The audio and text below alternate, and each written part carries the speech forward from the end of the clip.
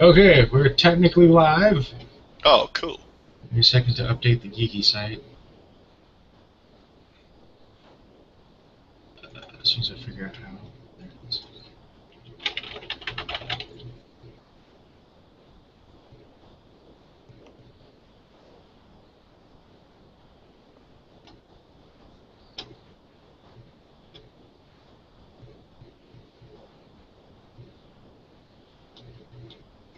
Hey, and we're live. All right. Cool. TV, you should stop talking. There we go.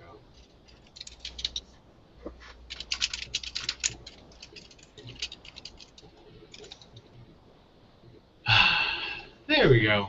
We got someone in the IRC. I guess if you have a link ready, you could put that in the chat.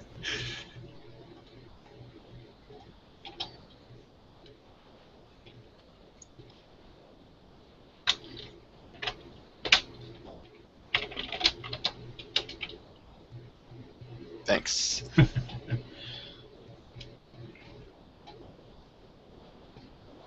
That's my friend from Connecticut. Okay, and spam Facebook.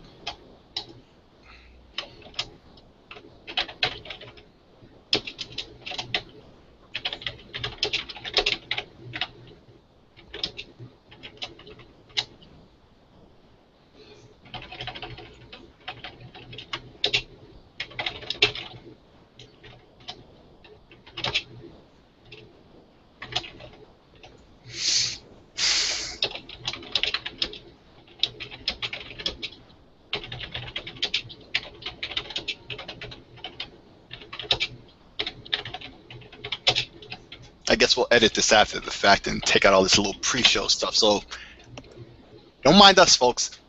But you probably won't see this. Just imagine there's an Indian head floating here. With, sorry, technical difficulties. We will return shortly. Oh, I guess I should take myself off of focus. At least for now. It's the Tank and Some Guy show.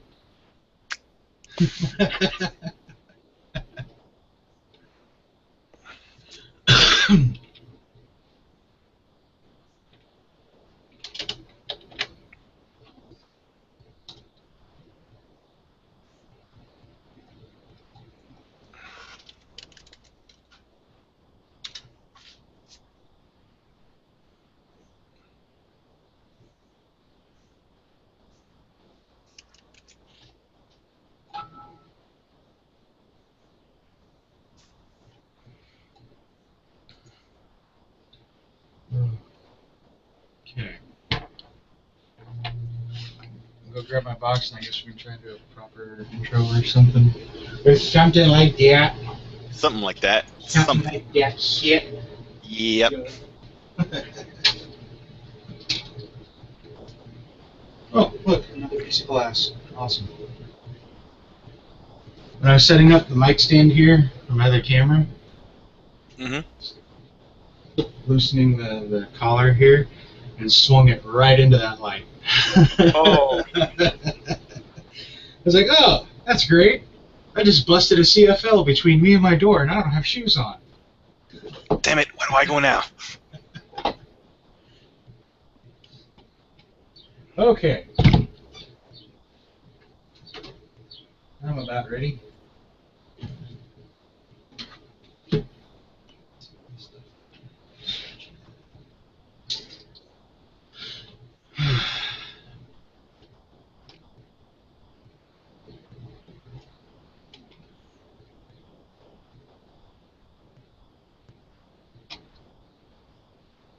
Alright. So, I guess intro? Intro. Oh, Bernara is engrossed. Hooray. We have Captivating television. Yeah, we have all of one viewer. I'm pretty sure we have a captive audience at the moment. Oh, we have two! Hooray! Sweet, although one of them is probably you. Damn it. still captivated. I like looking at myself. Okay. Welcome to Teching Heads, the new geeky show about tech. Tech stuff. We're trying not to be like all those other guys out there. We're trying is a key word. Yeah. We're gonna work on that intro. I'm the talking head, and that guy is Tank. Hi, I'm the Teching Head. You're the talking head and the Teching Head. See? You're the teching head, and I'm the talking head. That works. So I like it. That works. Okay, so today we're going to be doing awesome, neato, fun, cool stuff. We're going to be building the Adafruit Ice Tube Clock. It's a clock that, if I remember correctly, uses this little tube that I think was used by the Russians in their submarines or something like that. But yeah, super neato-rific vacuum display tube ran by this little circuit down here. So you get your microcontroller and your tube driver and various other circuitry back in there, which we'll get into. But yeah, over the next few episodes, we're going to be assembling one of these bad boys, and you can follow along with us.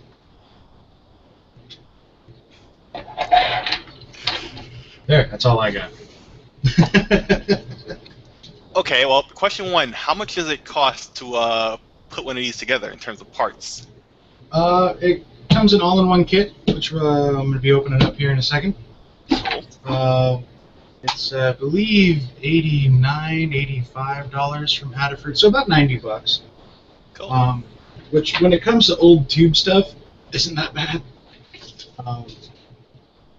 Neat tube kits can get real expensive real quick, like Mixie tube stuff. They're Decatrons. Hopefully I'll get my hands on one of those one day. We can do some really cool shit. Soldering gun out. Solder. Buried underneath here. Okay. All you really need to put one of these things together is your basic soldering iron and stick of solder. It's a good idea, a very good idea, a very, very good idea to also have a multimeter or some sort of voltage checking device that goes up to, that can sense from 5 to 60 degrees, or 5 to 60 volt. Now, for all the projects that we're planning on in the future, these are the tools that most likely you're going to need most of the time. Yeah. Soldering iron. You need your solder, of course, and a multimeter. Always helpful to have these three items. And most likely a screwdriver or other things like those. But especially these three items, these are items that most people don't have in their home that you're going to have to get yourself. Yeah, definitely going to have to go out and get a decent iron, somewhere at least above 20 watt. If 20 watt, okay, fine. But if you're going lower than 20 watt, you're buying a wood burning kit. You're not buying a soldering iron. Just, heads up. But another great thing you should also get when you're buying tools is nippers. Usually ones at like a little 45-degree angle off of here are a little better. But ones you can get nice and flat on the board with. So when you put those components through, you can cut them off and make nice, clean edges for everything. You'll see me using this a lot here in a minute. Yeah. And that's all that fun shit we're doing today.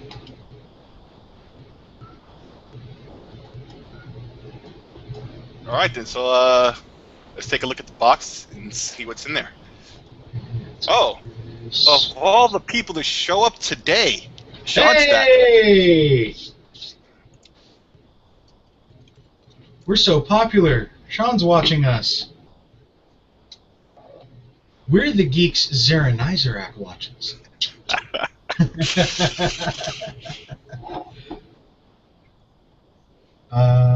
Can't get a better endorsement than that on the internet, baby. Right? Yeah, buddy. Okay. And then we need one of these, and then trigger a small crack-a-lanch. then we'll do that.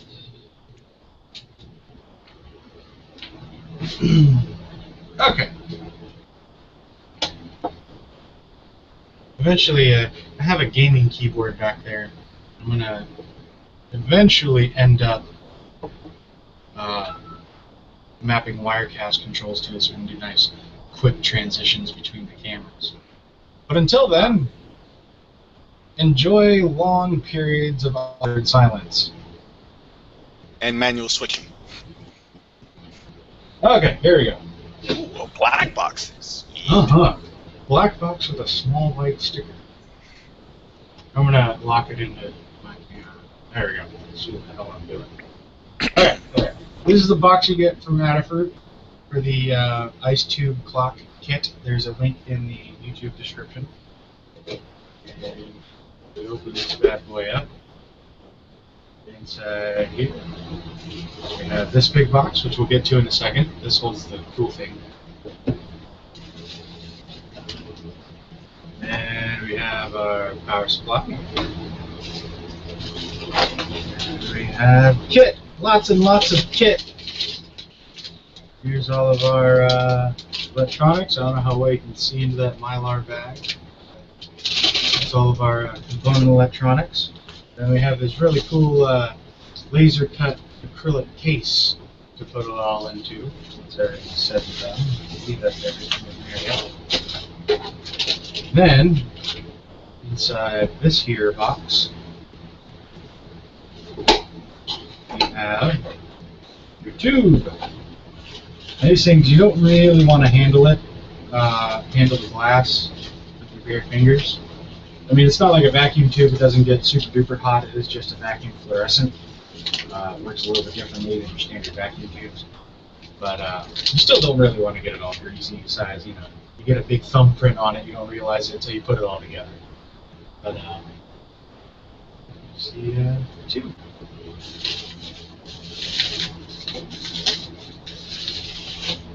That's what you get in the box. All nice bubble wrap to hell, so you shouldn't receive anything broken. If you do, call Adafruit. They'll take care of it. They're good about customer service. And we'll provide a link in the video, at the bottom of the video, in the About tab, to be able to purchase these.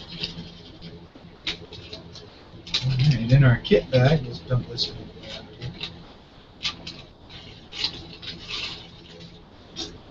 Alright.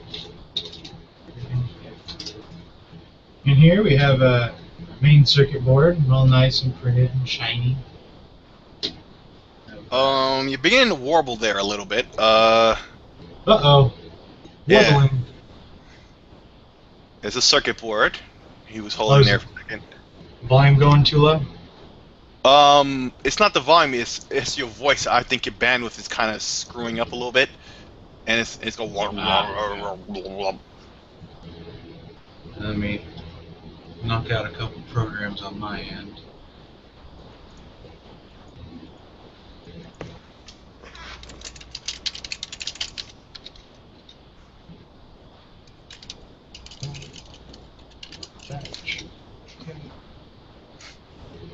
Okay. I stopped Firefox. We should be fine. Alright. As you have nice printed circuit board, all silk screen, so you know where everything goes. We have some diodes here. We have crystal oscillator, chip socket for the vacuum fluorescent display driver chip, which comes with a nice little package. We have our main chip socket, microcontroller, which already comes flashed with everything. It's plug and play. Supposing you didn't fry anything putting it together, you plug it in and it goes. Also a little, I think it's a voltage regulator or something of some sort. Speaker, backup battery. Switch here. Let's see what else. These are our buttons for setting the different things, like time and alarm. And it actually has a date function on it, which is really cool. Sockets. Here's the back plane that supports the The vacuum fluorescent display. Then all the others, various little kit. I'm going to take the screws and nuts out of here because we're not going to need those for a while. That's final assembly. Move those out of the way. However, we will need one of them for attaching the voltage regulator, so don't hide them all away. I wish they would include one small screw for the voltage regulator. Whatever. Yeah. You put the screws to a side with the case and all that, because we won't be needing those for now until the very end. Like you said, the final assembly. Yep. Okay. So now we go. Okay, hang on a second here. I think you're breaking up again. Uh-oh. Oh, here, take care of that. I'm gonna go check the network. So, everybody, Ant. I think it's your bandwidth or something. I don't know. It's acting up. And taking me off focus. There we go.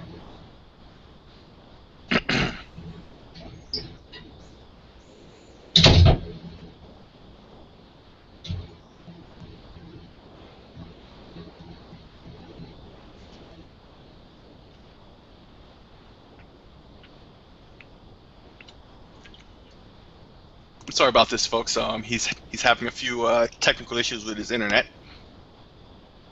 I bet you it's someone else who's using up his bandwidth, and he's gone to throttle them in more ways than one, I hope.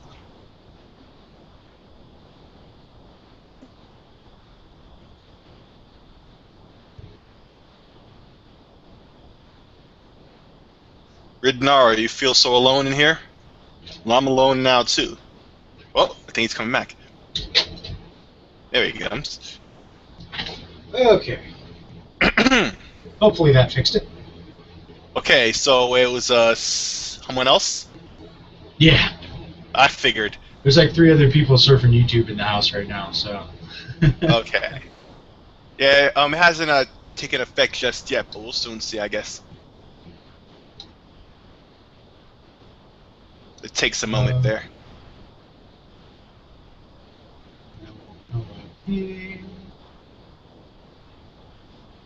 Just your bandwidth usage. I'm trying to do that right here and see if that helps. How do I sound? Perfect. You haven't dropped out at all. Oh, cool.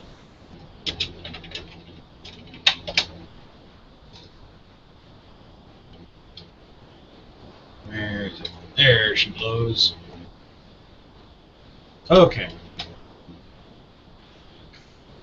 Alright, now I'll start putting this thing together.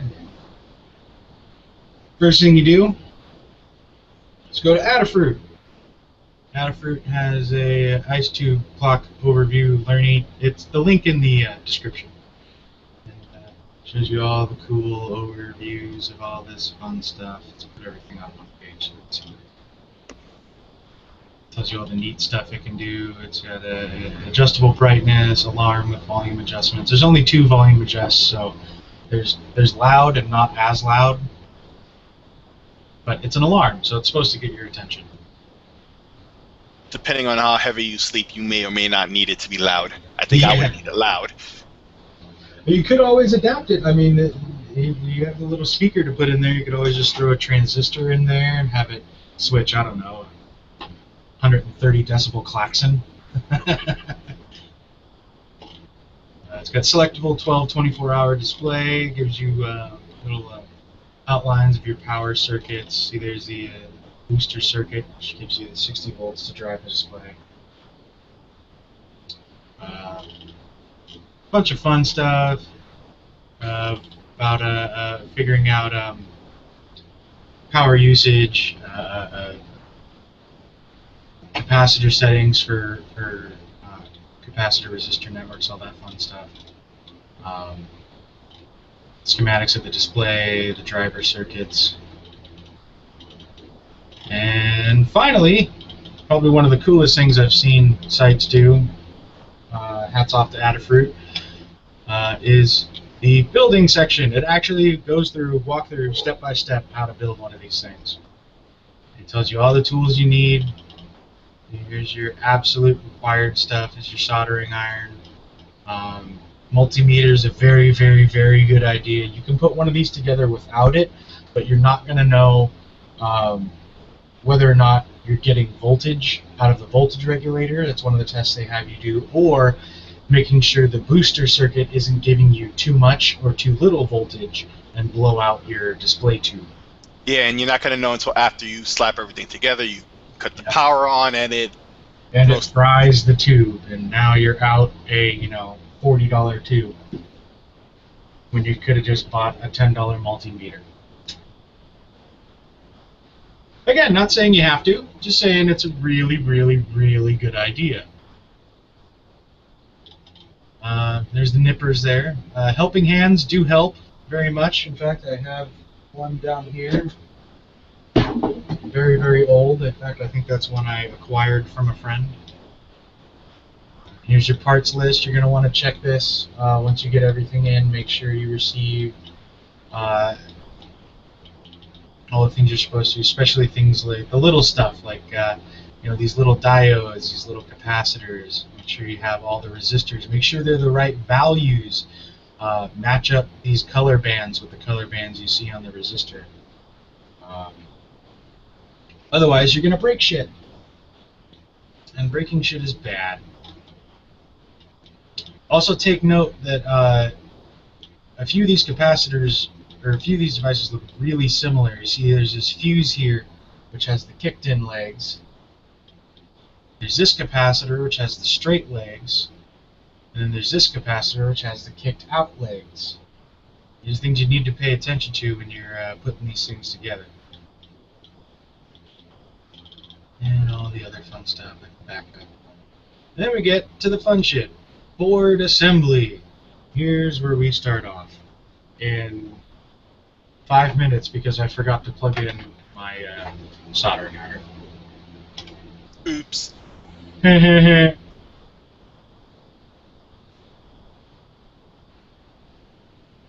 Yeah, sorry, go to Adafruit, order your clock.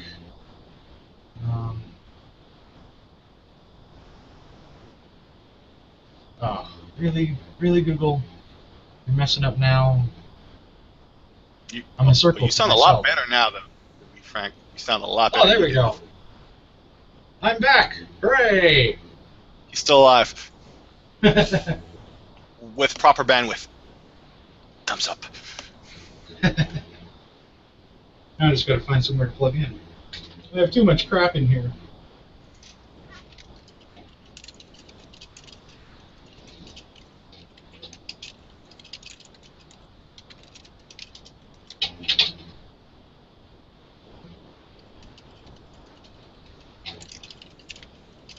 By the way, if I suddenly disappear for the hangout, it's because I jiggled the wrong plug, don't worry.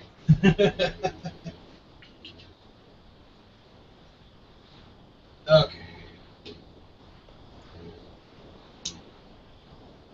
I got this little adjustable model from Radio Shack, this soldering iron here.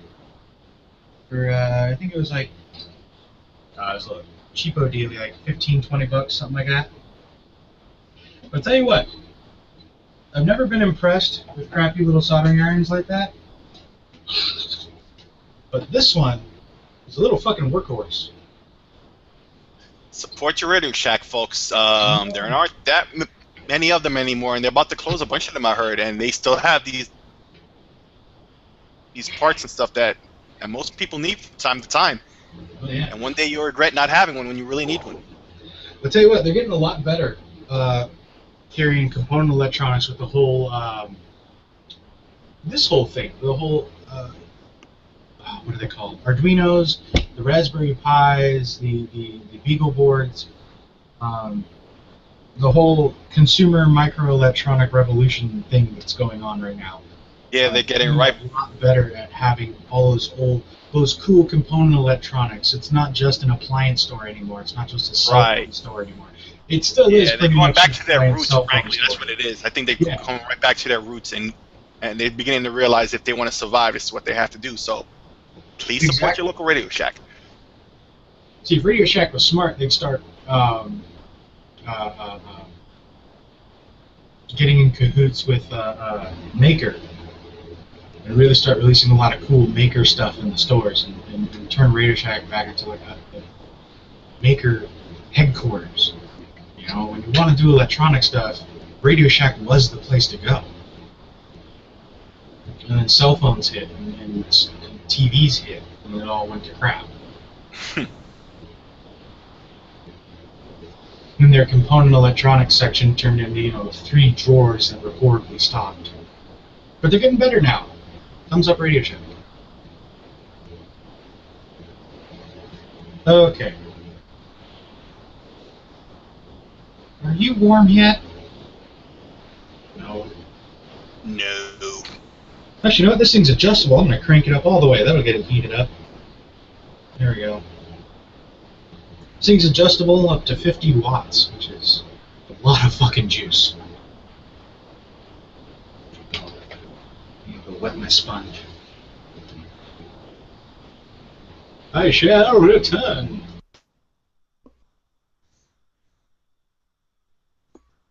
So yeah, I don't know if you guys can hear me. You should be able to hear me. Yeah, with the soldering irons, it's especially important that you have your cooling, and there's multiple ways to do it, but the classic way is to have a wet sponge. So he went to go and wet his sponge with a little bit of water there. But there's this new way now where it looks like it looks like this. Here, I'll show you in a second here.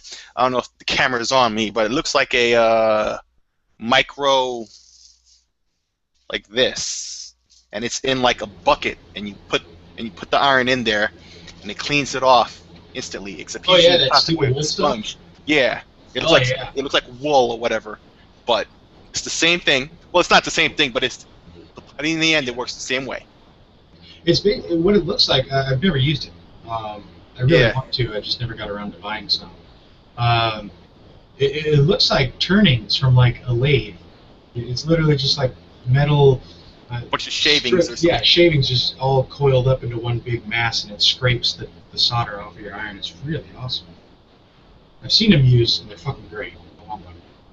Hint, hint, nudge, nudge, fans. All of 3 viewers. Right now I'm just using a crappy old spud. But hey, you know, whatever works. Keep your tip clean. Always good advice. And still gotta wait for that to heat up a bit. Every time you use it on anything, you should just clean it off immediately. That's the first thing you do after you use it on any so in fact, you should be cleaning off, let's say in this project, like 100 times. You use it, wipe it. Anytime you put the iron down, before you put the iron down, wipe it across your sponge. Or steel wool, or copper wool, or brass wool. I've seen it in all different sorts. I want the brass one just because it looks nice. Yeah. Especially with the discoloration of the iron, you get the little discoloration there when it gets hot, and you have your nice brass pad there. Anyways, still waiting for that sucker to heat up. Well, it is cheap, so. It is Radio Shack. But after it warms up, it is very effective. I'm very sure. Yeah, well, I was actually kind of worried about it. It's got a tip on it. It's a little thicker than I'm used to using. It's got a little more mass to it, so I was a little worried it wouldn't hold the heat as well, or wouldn't transfer the heat as well, just because I have a whole lot of mass to move through. But it stays pretty constant. Below 25 watt. Every time I'd wipe it and then immediately go back to do another solder, I'd have to wait a second for it to heat back up. So there's a little bit of a heat lag in it. You know, for $15, I'm not complaining. I'm really not. If you want to be cheap, you're gonna have to pay for it one way or another. That's right. So while we're waiting for this to heat up, some really cool tech news, something I thought was really neat. SanDisk announced that not only do they have 4 terabyte solid-state drives now, later on this year they're going to be dropping 8 terabyte solid-state drives. And next year, they're going to be dropping 16 terabyte drives. 16 terabyte solid-state drives. That is amazing. The technology rolls on, but especially because now you're going to get a lot of capacity for really cheap. On average, now you can get, let's say, 256 gigabyte, or yeah, hard drive for your PC for about 180, maybe more, maybe less, depending on like the brand and whatnot that you have. And I happen to have a 256. It costs me a lot of money, and like mostly all I have on is the operating system and my core apps. I can't fit that much more on it. Yeah. But if you're a gamer, you want one because it increases your load. It decreases your load times, and you definitely want that, especially if you want to have a lot of games that load quickly. But it's kind of expensive right now. But now with these advancements that they're having now, you'll be able to drop the price and have high capacity. I'll tell you what I really like about this whole 16 terabyte thing is, okay, so most data centers, let's just say, for the sake of argument, most data centers already have the 4 terabyte platter drives in them, right? These solid state drives only take up like a quarter of the space. Let's say half the space, because there's depth. You can't really play with depth because you got to get the drives in and out. So by going to a 16 terabyte solid state drive, they're doubling their physical capacity. They can physically handle twice as many drives, and it's quadrupling the storage space. And the read-write access times are going through the roof because it's solid state. Right, and at the same time, they're reducing the power use, or at least they're breaking even because they're reinvesting all the savings into Yeah, you don't have to run more capacity. You don't have to run a platter motor. You don't have to run a head motor. Like it doesn't even need a heat sink. They don't get hot or even warm at all. The only you can fit them into a small device, and it stays nice and cool. The only thing I'm still worried about with solid state drives is the old flash thing of write burn. The more times you write to it, the more likely you are to burn out the chip. Except for the fact that when it reaches the end of the life, it's just it's still readable. It's just not writable. So you don't really lose anything from the drive. You don't lose your data. You can still access it. You just can't write anything new into it. So it's a give and take, and I could deal with that as long as I don't lose my data and should be backing up. I've always said, if you're using solid state drives, you don't use solid state drives for file transfers. You don't use them to, constantly write log files, do stuff like that. You use them for storage. If you have a lot of data you want to access quickly, right, you use a solid state drive. If you have a lot of data you need to write to a drive, it's not the best idea to use a solid state drive. You can have a RAID or something. You're going to keep wearing out those cells, and eventually they're not going to write new. Now, granted, they could have fixed this. They could have added, decades on to the life expectancy of flash chips. This is an old problem flash chips used to have. I don't know how affected solid state drives are because I've never used one yet. But the problem exists. Keep your ear to the ground. Make sure you're getting a good drive. And it's SanDisk. This is what SanDisk does. If SanDisk is shit, everyone else is shit. That's kind of how it goes. Yeah, because they make all the chips for Sony, for example, in like the memory stick. Yeah. It's actually a SanDisk technology, not a Sony technology. I believe it.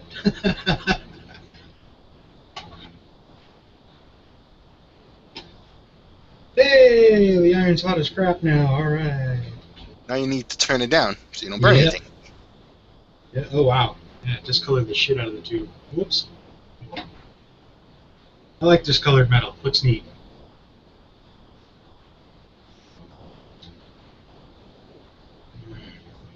Look away. Oh no, we lost a viewer.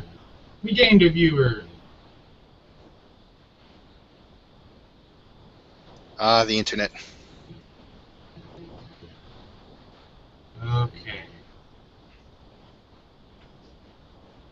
Alright, now I have my IRC up, so I can actually see people talking now. And Ryoko's joined. My friend from Palm Springs. Palm Desert. Hello, Ryoko. Palm something. Yeah, Ryoko in the IRC chat. And if you'd like to join us live in the IRC chat, come to geeky.com. Link in the description.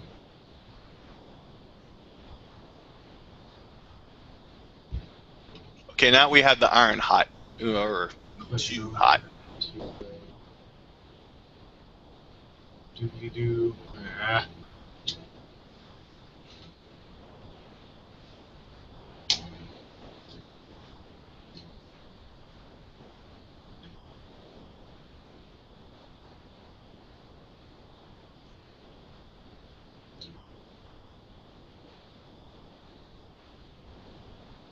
You're gonna... Come on.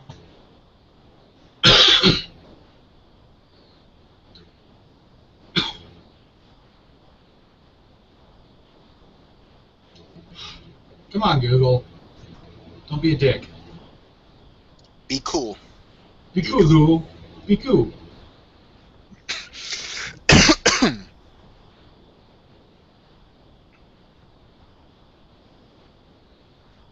My computer's not even, like, being stressed right now. I don't get it. Have you turned it off and turned it on again? All jokes aside, maybe you should. Hell no, you don't know this computer.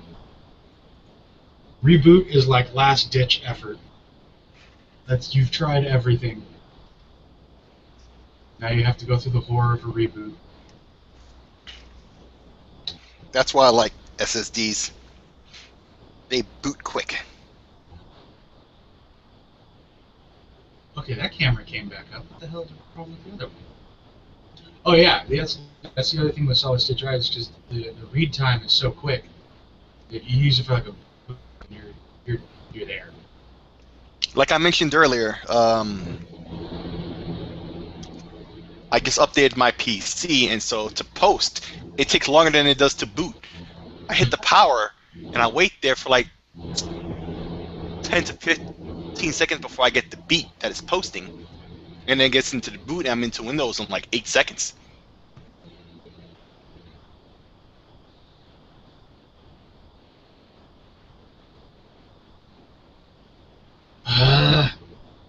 Seriously, Google?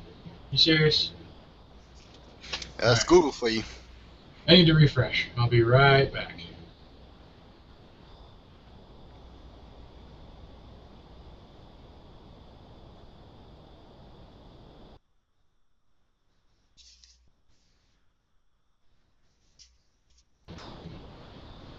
Hey, and look, it didn't work. Awesome.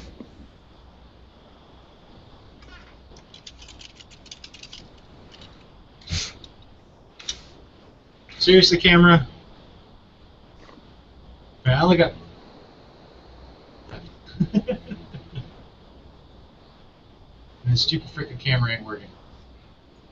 Yeah, it's been off for a little bit here. I figured that's what the issue was. Well, like I said with my netcam, I have to unplug it and plug it back in, and it turns on. Every boot. Not only that, you have to pick it off the list. Because sometimes it's using my TV tuner, and I have to switch it off of that into the camera. Reset that.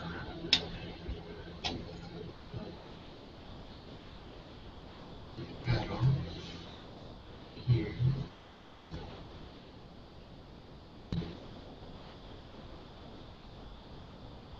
Hey! Okay, that one's back. He's back.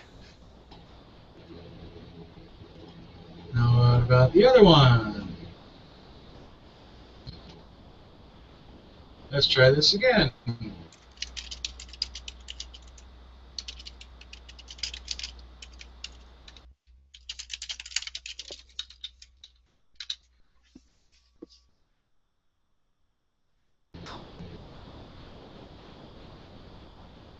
And that's back. And the camera's no longer showing up. Hooray!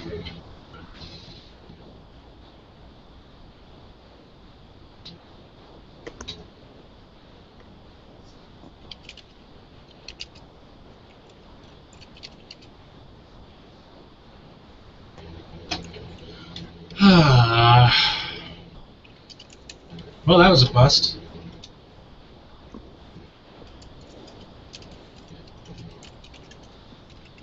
I'm going to completely restart this browser. I shall return. He'll be back.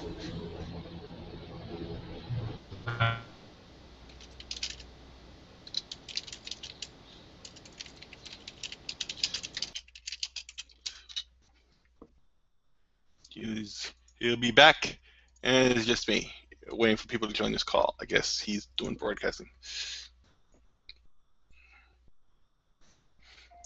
Can anybody see me?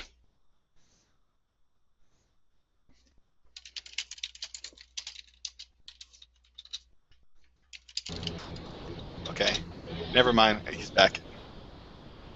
No, still doesn't see the camera. God damn it. What are you doing, computer? Stop being stupid.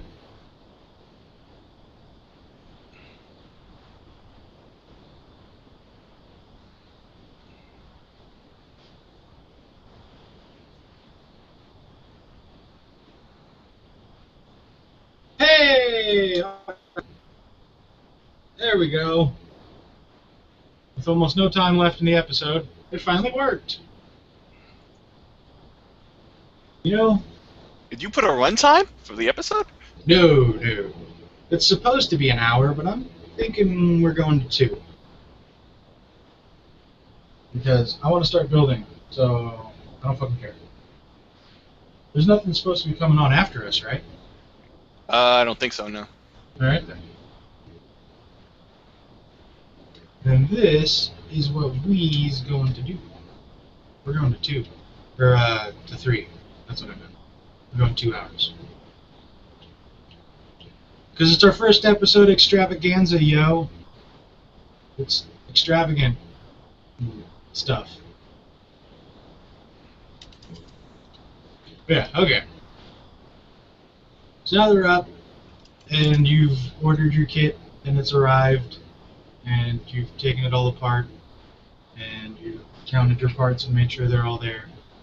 You made sure to note the difference between that thing and that thing, these things that all kind of look similar but are totally different. We're ready to build. Okay. What you're going to want to do is head over to the Adafruit page in the link and go to the how to build your clock section. Start teaching you. Start showing you step by step how to assemble the board. That's what I'm going to be following along with in this video. So, or this series of videos. So, here we go. Alright. First thing he wants us to do is put the power connector on. And this duty valve. Let's shove all this crap over.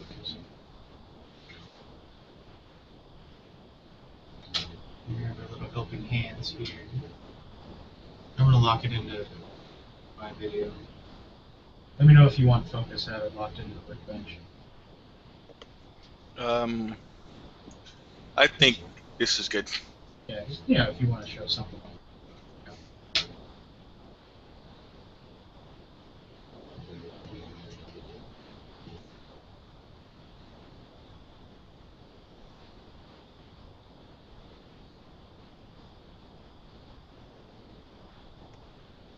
Oh, thanks, Rignora. Just not even paying attention. Jeez. Just kind of love we can expect from our fans.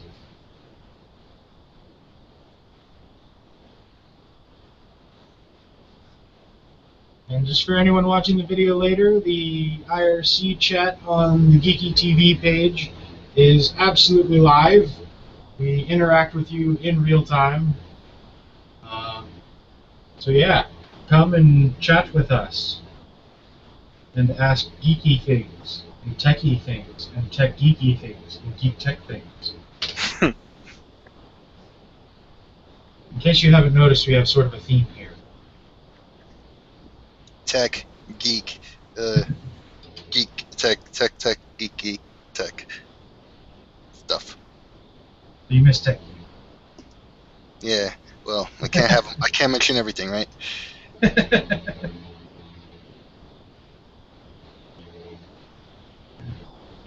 Nice and in there. Clamp it into your doop-de-doo.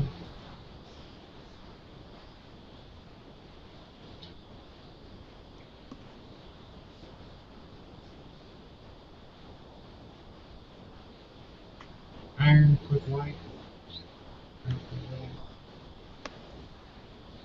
Ah! I get weird feedback in my headphones when I hit the sponge with the iron. Speaking of which, I'm going to mute myself when I'm not saying anything.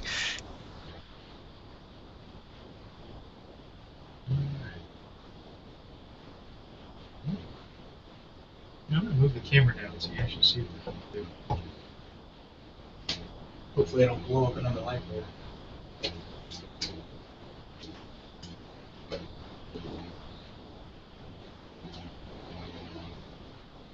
Yeah, that looks neat.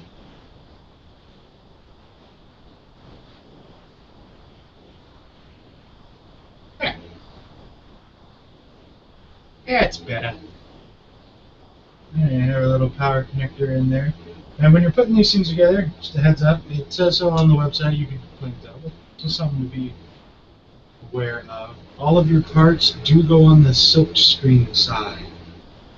I know I have a crappy webcam, hopefully that'll change soon, but notice there's silk screening on here with all the little component numbers, things like that. That's the side you stick the parts through. I like to call that what you call the part side, and the other side is called what you call the solder side, because that's the side you solder on, and that side there that you're looking at is the part side. Just a little helping hands. Help.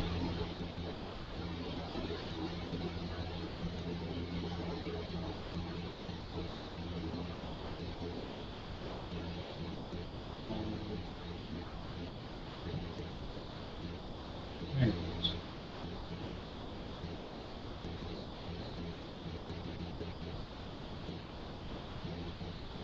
So what you do is you heat the surface, and then you slowly add the solder until it just flows in. Then you remove the iron, and it just flows right in. Because you want to be careful with what components you're doing, because heat will travel through the component. It's not just where you're putting the iron. Nice. Touch the solder and the pad at the same time, and then try to keep the heat on the solder, but enough heat into the pad that it flows without getting everything ridiculously hot. Basically, you want just the part you're working with to be molten. Everything else should be solidified. And give it a little blow. Take a little wipe. Move on to the next one.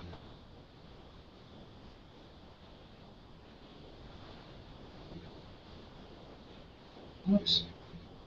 That was at a little bit of an angle. Oh well. I want to make sure that they stay flat when you're soldering them. I don't know if the camera will pick it up.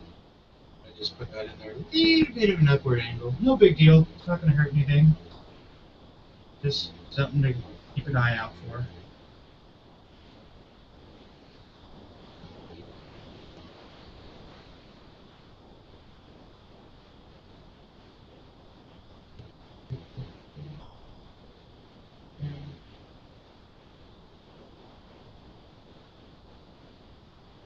And just a word of advice for anyone watching, do not look to me for soldering technique. I'm crap at it. In case you haven't noticed, yes, he really is crap at it. Yes, I am. I can melt the thingy and put it on the thingy and make an electrical contact. I can't make them pretty. But that's all you really need, folks. So don't worry about him. And don't worry about yourselves either. I mean, and as long as it flows in and it makes the contact, That's all you really need. That's the main point of it all, folks. No, that's nice and soldered in there. Technique for doing things like this, where you got a flat tab coming through a round hole, at least the one I use, is solder where the tabs are touching the circle, and that holds it in there. Then you don't have to worry about it. You can go around and put a nice joint on the rest of the hole, and you're good.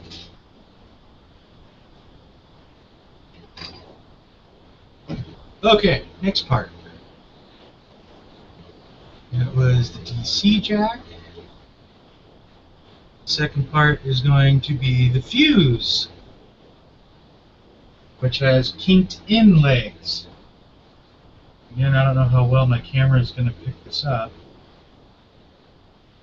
but you have three different things that are all kind of the same color. Here we go. See, one has kinked in legs, straight, and the other has kinked out legs. Next part, the fuse part right after the DC jack they want you to put in is the one with the kinked in legs. Not put a capacitor in there. It's no bueno. This is some parts.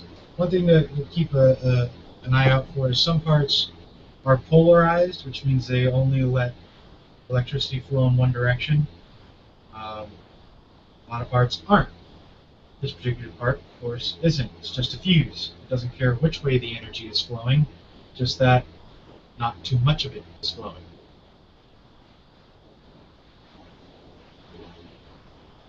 Now you put it in, you kind of bend the legs over to hold it in place.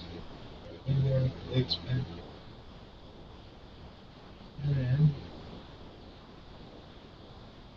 pop it in the helping hands, which aren't being very helpful today. Then you can tighten that screw. And we put in a little drip of solder right where it comes through the board.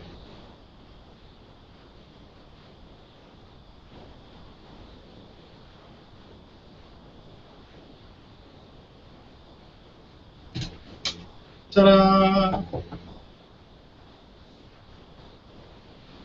Now it's used.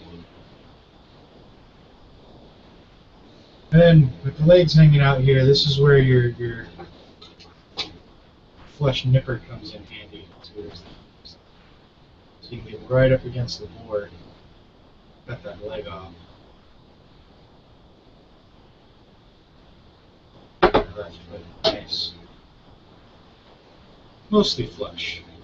I don't know. It's mostly flush except for the solder itself. You don't want to snip off any of that. Yeah, you don't want to cut through your joint. You just want to snap off the bit of leg that's still sticking out. Next part.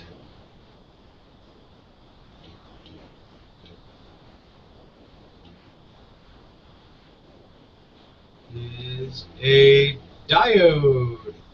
That'll be one of these bad boys. Nice heavy duty diode. Now it says in the build instructions, this diode helps protect against plugging in a negative DC power supply, i.e. if you plug the power supply in backwards. This will keep your kit from frying itself and releasing the magic smoke. Ah, the magic smoke.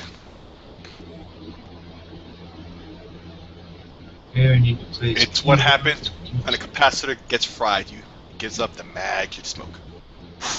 Again, I hope my camera can pick this up.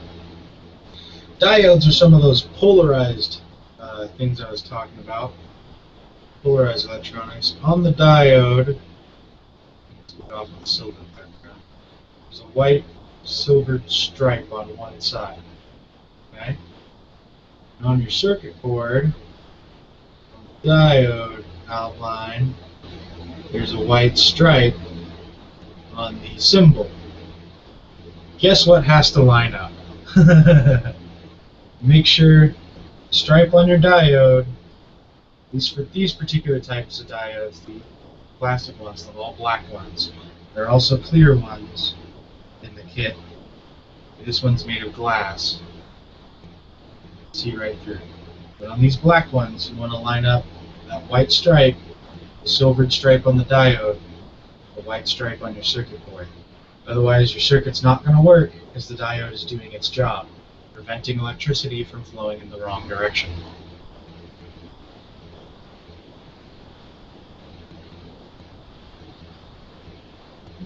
Just bend the legs over, slide there,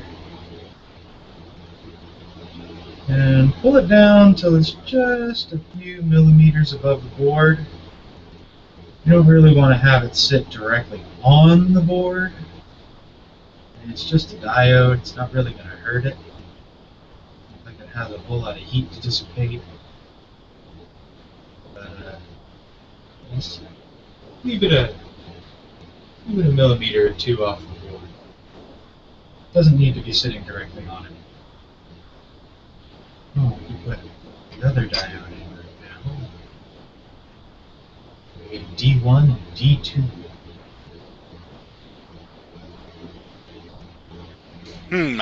I wonder what that means.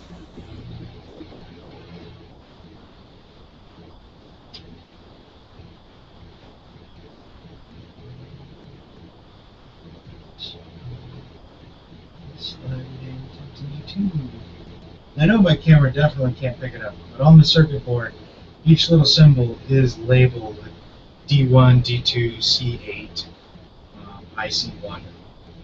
So with your parts list, which will also tell you which capacitor is C1, which capacitor is C2, which diode is D1, you'll know exactly which part is supposed to go where in the board.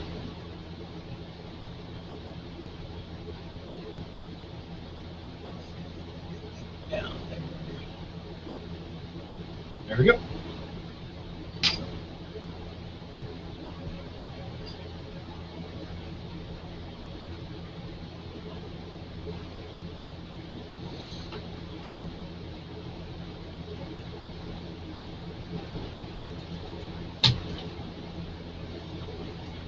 I feel like I should have some like 60s grocery store shopping music going in the background. Oh my god. Actually, they used to have that on the Wii. What do you call them? Inside the marketplace. They used to play some elevator music that sounded like, yeah, it sounded like it went to Sears or something.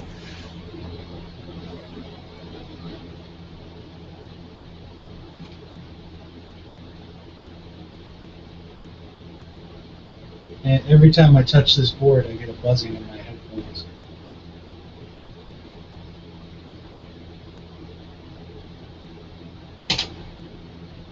Oh, I suppose it doesn't help that the power cord's running across my headphone cord. Oops.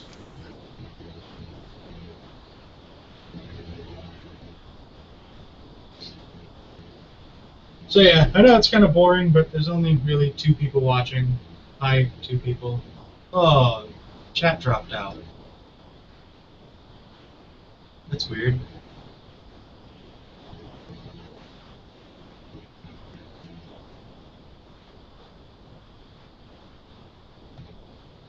Okay, put those diodes in.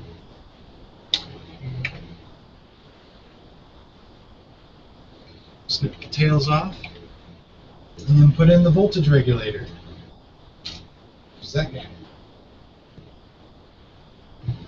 Where'd my nippers go? There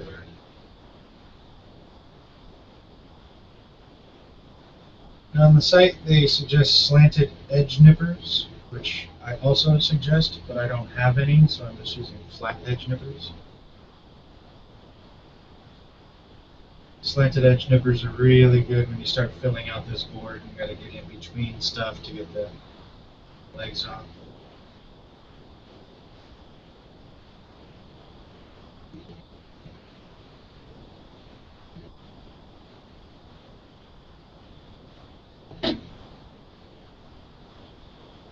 All right.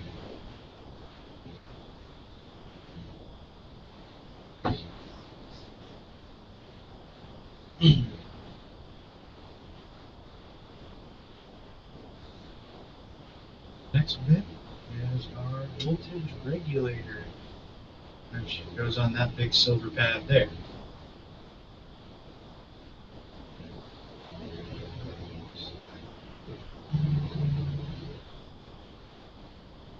And once it's in there, just put your finger on the other side of the leg, you give a light bend. You don't really want to work it back and forth or anything, you don't want to break those legs off. This is a standard voltage regulator. It's no big deal to have to go down to your local electronics store and pick up another one if you happen to break it. But the point is, don't break it. Grab one of our screws and nuts, put it through the hole in the tab there. Tighten this feller down. Or throw it across the bench, you know, one of the two.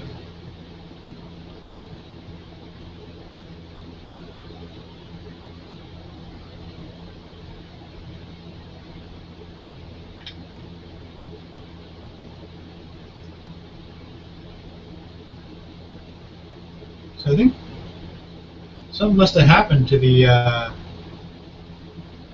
Yeah, the chat must have crashed or something. This is why I use an IRC client, but you know, not everybody knows what those are. I'll take a look. Meanwhile, yeah, see if you can get to it. See if the kiwi's still up on the site. Hey, that'd be a cool thing. Let's do a next time while I'm sitting here doing boring stuff like popping a shitload of solders on. Let's do a little walkthrough of setting up like Merc or something like that. yeah, that sounds like a good idea. Okay, let's see here.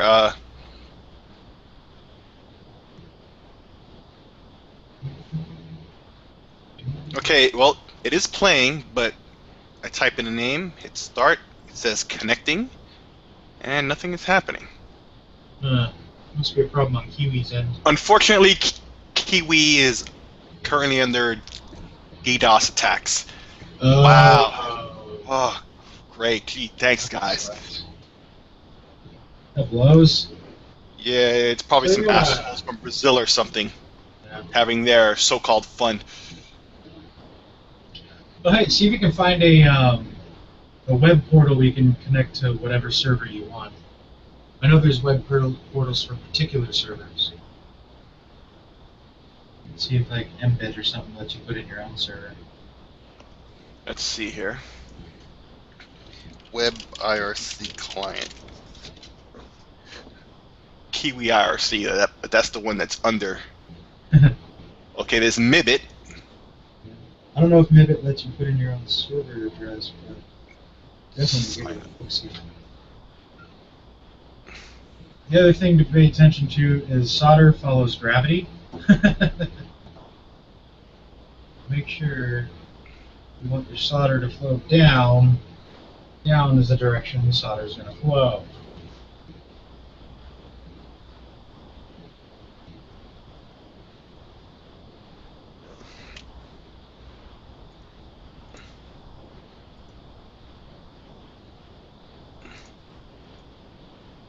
Oh, well, it looks like you can on Mibit. Sweet. Let's see if it works, though.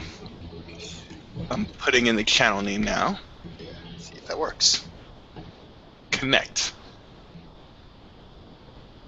You can get all that set up, do a screen share walkthrough, so our two viewers can join us again. Okay. Okay. Oh, yes, it does work on Mibit. So, Sweet. okay. So let me do a screen share here. Let me see. How do you do that again?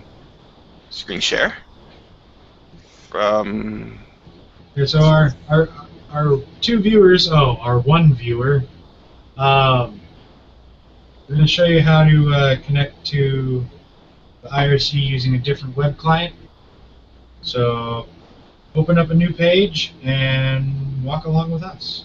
Okay. Now I don't know if you're able to see what I'm looking at now, or if you have to switch my name on. Yeah, let me switch over to you. I have it locked in. There we go. Okay, now then. Okay, as you see, I'm watching the video here. Let me switch over to my tab for Mibit. I'm already in the chat, so I'm gonna stop this and try this all over again and start from the beginning. Okay, cancel. Okay, you go to Mibit. So what do? Leave this page here. You go to mibit.com, MIBBIT. Scroll all the way down to the bottom. After YouTube video, it says chat now. Okay, it loads up, and you see where it says connect. Okay, now there's a bunch of servers to pick from. Geeky, of course, is not on the list. So what you do is you click over here on the right side, is server, and you put the name in. Geeky.com. G33K-E.com. That's right. And you put your nickname. I'll put Sick Mibit. And the channel, which is also Geeky without the .com, but I suggest you put the hash in front. Hit connect. And you see server stuff begins to happen. Looks up your host name, check an ident, finds my host name. It takes a moment at first. Then it logs in, and here you are. And I'm back in. So if anybody wants to try that, it does work. See? Tank just answered me back. Hooray! That works. Now usually I use IRC. I think you're able to see that now, or am I just broadcasting my No, yeah, I think you're just broadcasting the web browser. Okay, just the web browser, but okay, so what I'm gonna do here is take off the screen sharing and go to IRC. I'll switch IRC here, and you can see I'm using MIRC for Windows. This is my IRC screen. client of black screen oh, again. Sorry, oh yeah, it picked Okay. up. That might have just been on my end. MIRC. Okay, I've been using this since about 96 or so. Works on Windows. There's also XChat. I'm not sure if XChat is free. MIRC is not free either, but you can use it for free. You just have to ignore the ads. Not the ad, the annoyance. Yeah. Every time you launch it. I've Every paid time you for a launch long it. time ago. Every time you launch it, the author page will come up saying, "Hey, I noticed you're using my program. Would you like to give me money?" And honestly, you probably should. MIRC is a really good program. It's really solid. It doesn't do any bullshit. It's really just straightforward, just an IRC client. No stupid frills. And I've used it for close to 20 years now. Yeah. That just goes to show how old I am, but it works, so you have another choice. I've used it since I started IRC. Yep, same here. I discovered IRC when I was fooling around on a Linux box, and I used XChat.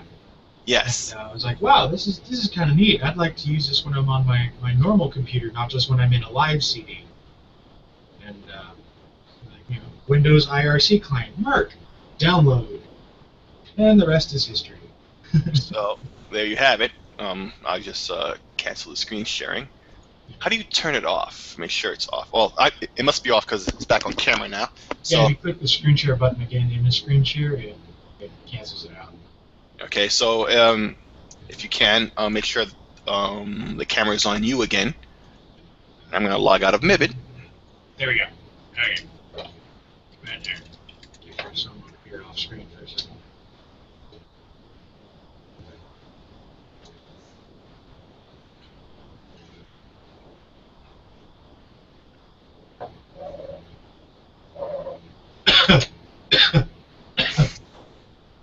Okay, so now we have the socket in, and we have the not the capacitor, fuse as well as the diode.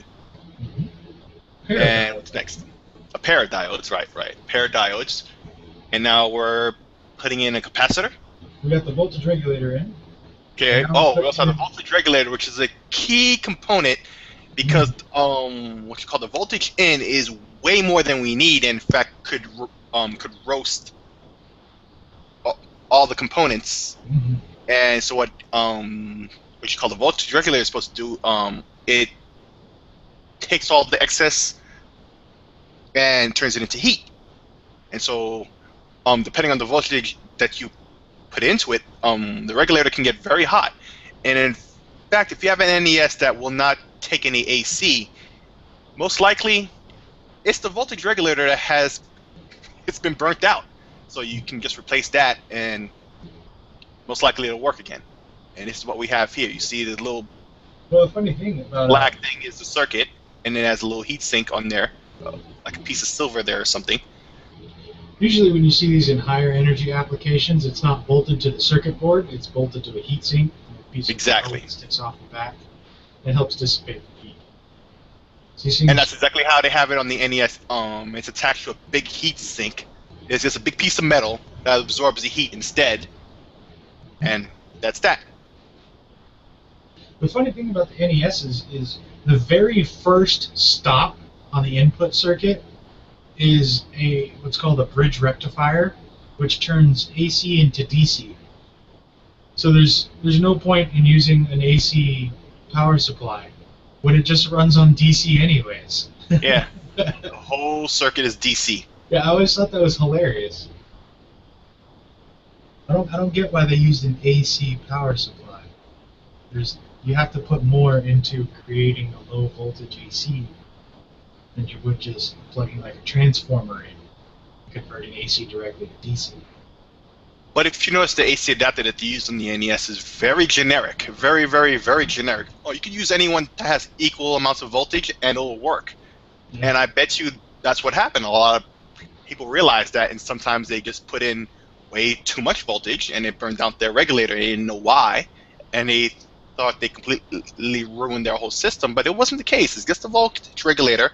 I forget the model number, but it's a common regulator you see in many devices. Oh yeah. And it's cheap and easy to replace. I think it's the 7809, I believe.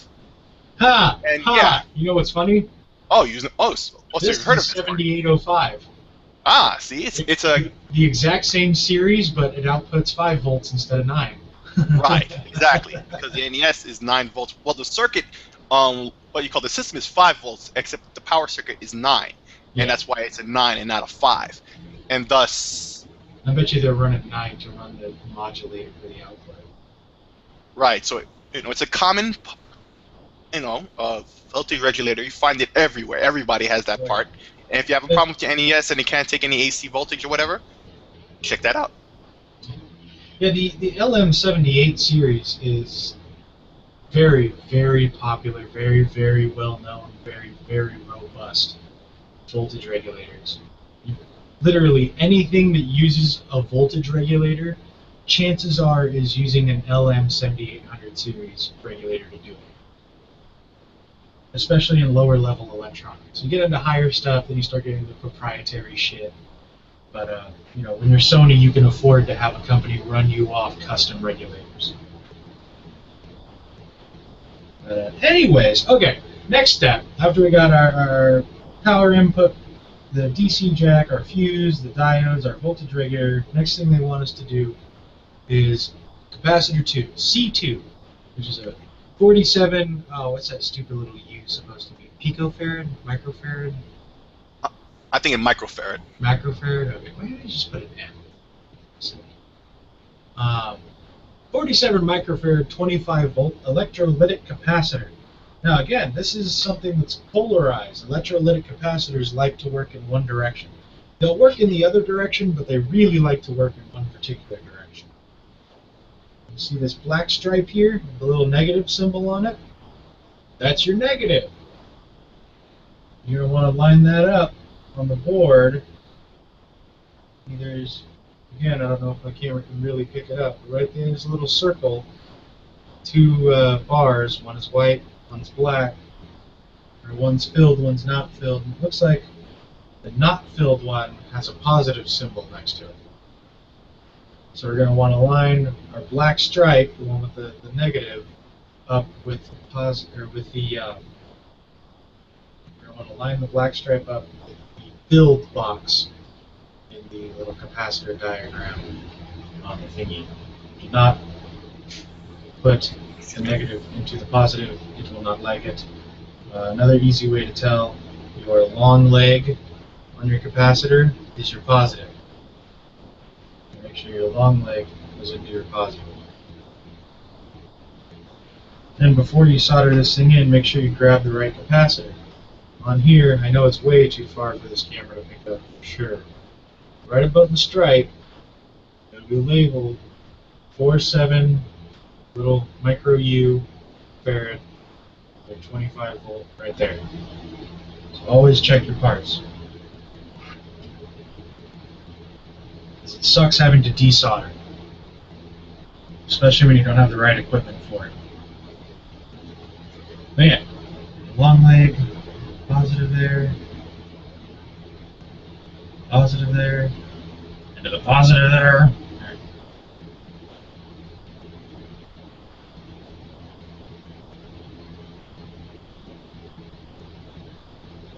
Standoff space.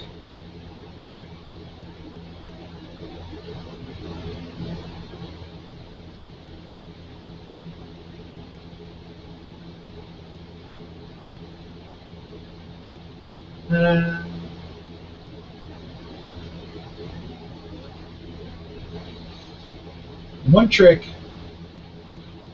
if you can do it, it's not something you should really aim to do, but if you can do it, it's nice to pull it off. You can actually use your clamp as a heat sink. So if you know you're going to have to, solder this bit for a minute or something like that, or you're worried about the heat building back up into the device on the other side of the board, you can clamp it in such a way that you get nice good contact between that little leg, that clamp. That clamp will act as a heat sink and draw a little bit of the heat out of that leg so you can keep the iron on it just a little bit longer. It's not something you should aim to do, but if you have to, something to think about.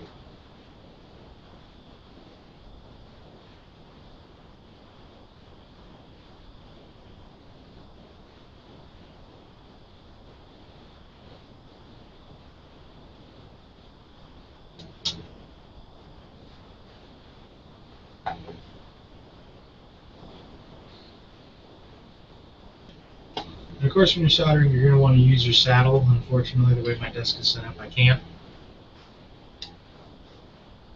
I have been burned many a time not using my cradle.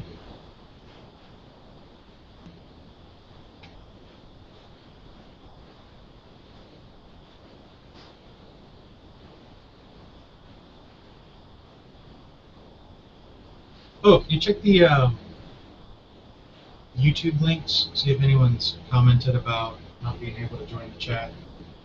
I'll take a look.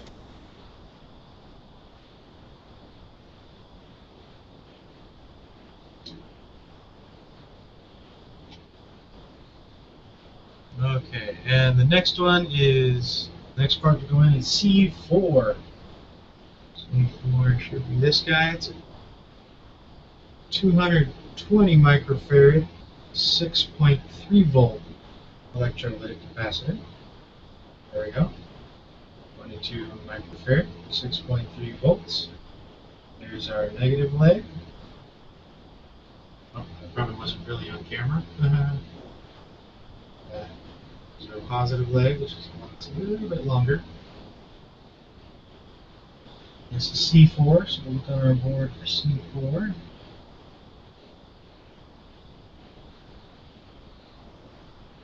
Somewhere. The hell is C4? Actually, I don't have the link for the live chat. Oh, wait. I see what's going on. Never mind.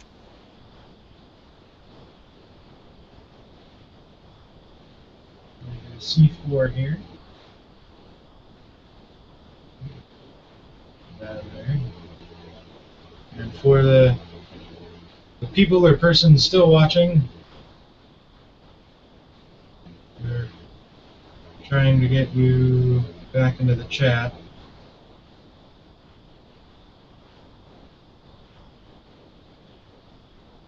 Hello, person that just joined. Yes, the chat is down. That would be me. Oh, okay. Darn. Yeah, I think I have a window open still somewhere. Oh, no, I don't. We actually do have one viewer. Hooray. So to that one viewer, in case you didn't hear, Kiwi's being DDoSed right now, so they don't have, that's why the IRC is down. If you go to mibbit.com, MIBBIT, right? That's right. There's a way to put in the Geeky server address and the Geeky channel name and rejoin us live in the IRC chat. We apologize for any inconvenience, but we don't run the Kiwi servers.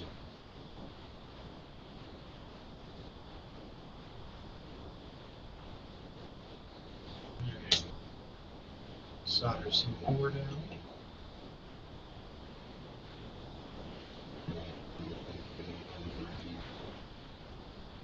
And we nip the legs.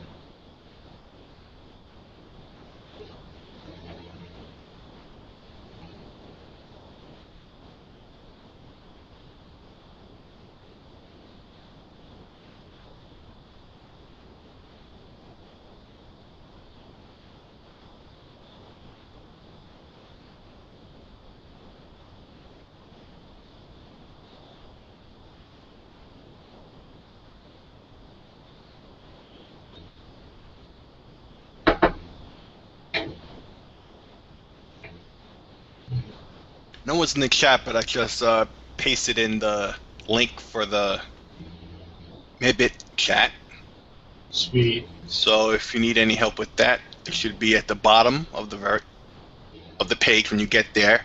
Say chat anyway, or I forget what exactly it said. It said chat now, all the way at the bottom. It's a yellow button. Click that. You can enter the server name. You can enter a name and the chat room name, and you'll be right back in with us.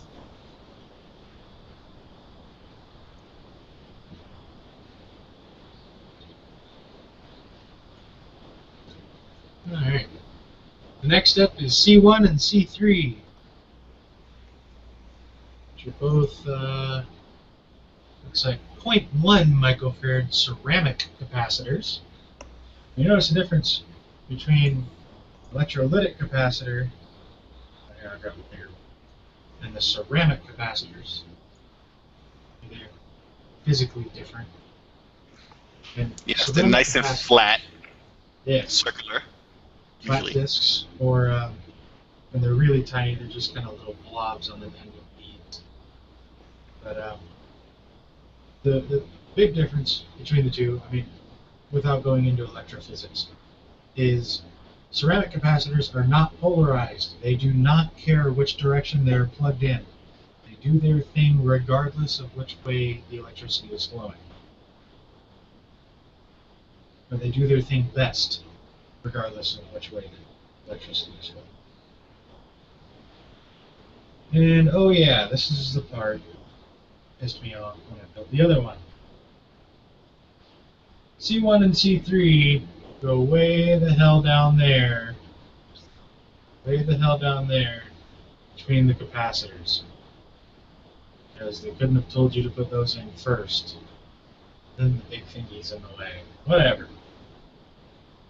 Let's drop these.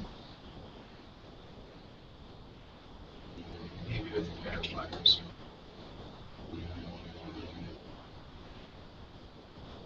But yeah, again, ceramic capacitors do not care about polarity. They just like to capacitate.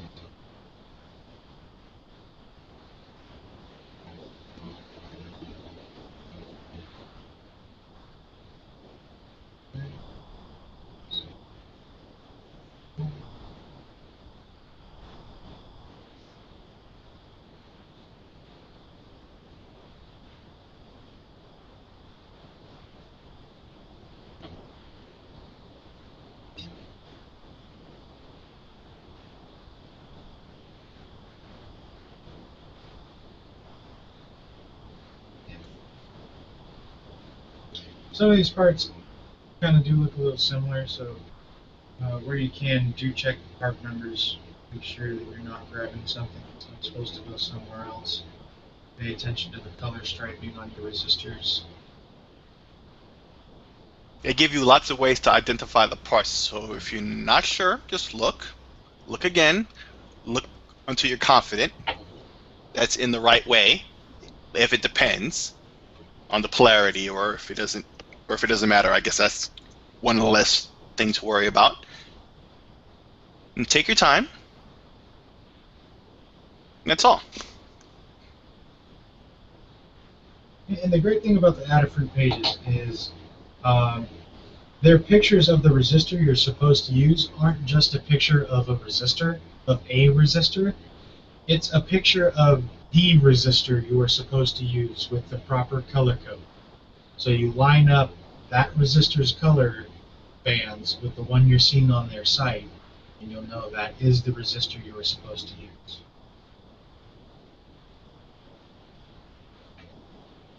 And really, I've worked with electricians that have been in the business for years, decades.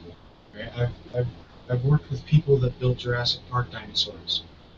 None of them remember the resistor color code chart. None of them. Every single one of them has a little pocket chart that they pull out and check the values. So don't worry about remembering which bands go to which multiples. Just check and make sure it matches up. And if you have a smartphone, you can download resistor color calculators. I personally recommend ElectroDroid. Not only does it give you resistor color bands, it does a lot of other cool stuff. It has pinouts and oops, I just soldered those two things together. Gives you connector pinouts. It has basic IC pinouts. It has calculators for power and voltage dividers, and you start getting into timer circuits. It has calculators for the the 555 timers, which are a very popular timer. Very easy to use. You literally just plug a couple capacitors and a couple resistors into it, and you can have fractions of a seconds to hours. Hell, days even if you really want to get tricky.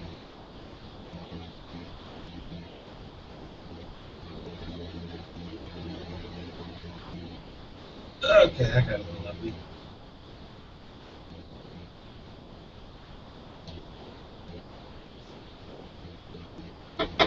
Oh well, it's off. That's all that matters.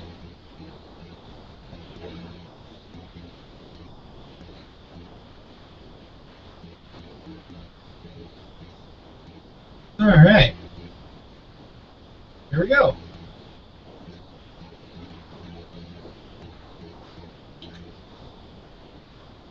And the directions say now is a good time to take a break and test your work.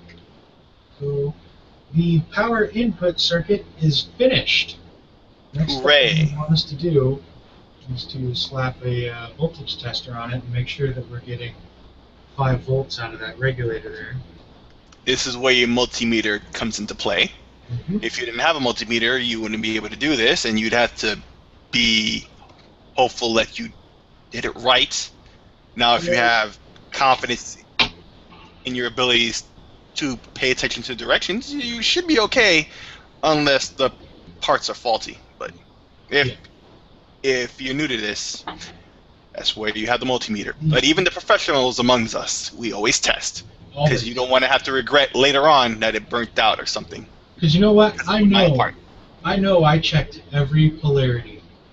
Everything that required polarity, that voltage regulator can only go in that direction. So I don't have to worry about those pins being in the wrong spot. That capacitor, I checked the polarity. I know it's in there the right way. This plug, it can only go in one direction. This fuse does nothing until you run too much current through it, then it pops. So I know this circuit, as far as the plans are concerned, is correct. However, there could be a manufacturing defect in this voltage regulator that when I plug it in, it starts spitting 9 volts out of the output pin. If I run that in to this little chip here, it's going to release the magic smoke. And everyone knows all electronics everywhere run on magic blue smoke. And once you release it, electronics never work again. Right, Ant? You got that right. So this is why you should test. Like I said before, this is why you should test. It doesn't matter if you put everything together properly, even if you're a pro, even if you're the guy who invented this thing. Check it first, because it's not on you if the parts are faulty. Parts are faulty all the time. Take it from us. Even people who have been putting stuff like this together for decades, they do sometimes make mistakes. When they check a circuit, it's not because they think they made a mistake. It's to make sure they didn't make a mistake. But it's equally much to make sure they didn't get a faulty part. The company making these regulators is making hundreds of thousands of them a day. All right? They're testing one in every, I don't know, maybe 5,000, maybe. So as long as that one in every 5,000 comes out okay, that lot of 5,000 goes into packaging and shipped. But there could still be, 50, 60 of those regulators that were screwed up when they made them, and they're just not going to work right. This happens. It's part of the industry. It's an accepted evil, but it's necessary. It's just how this stuff works. It's completely cost inefficient to test every single regulator. In this particular instance, every single regulator that comes out of a factory, these regulators are a couple cents. If they tested every single one coming out of the factory, they'd be a couple bucks. So okay, don't be lazy. Yeah. Check it. You don't want it to burn on you. You can get nicer multimeters. This is just a little voltage meter. It's actually really shitty for what we're trying to do. But from building the other one, and I know the other one works, I know where the needle is supposed to sit. Get a proper one that actually has the right voltage ranges on it. Get a digital one. Don't use this crappy analog junk. If it's all you got, hey, alright, it's all you got. But still. Just saying. Okay, make sure your clampy doodle, that is all the way over here, it's definitely not touching anything. Make sure your clampy doodle isn't touching any part of the circuit. That would be bad. But you know what? I'll set down a piece of plastic. Now we're safe. Now we're talking. Now you're cooking with gas. Yeah. Okay. Plug that in, and no magic smoke. Good sign. Alright.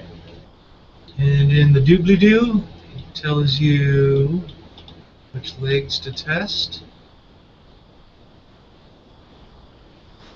And it looks like it'll be,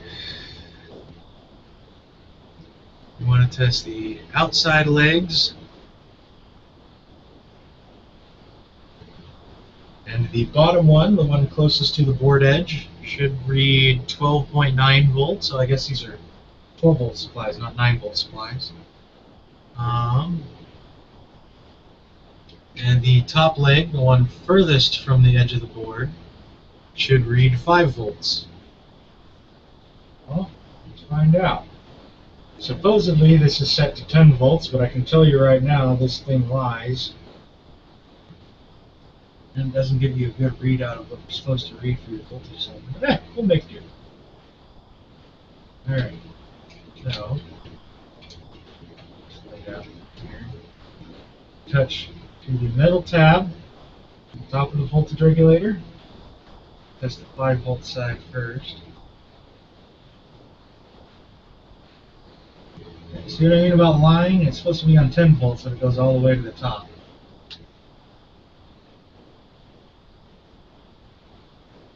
Yeah? There's that. Alright, I like that. Looks good.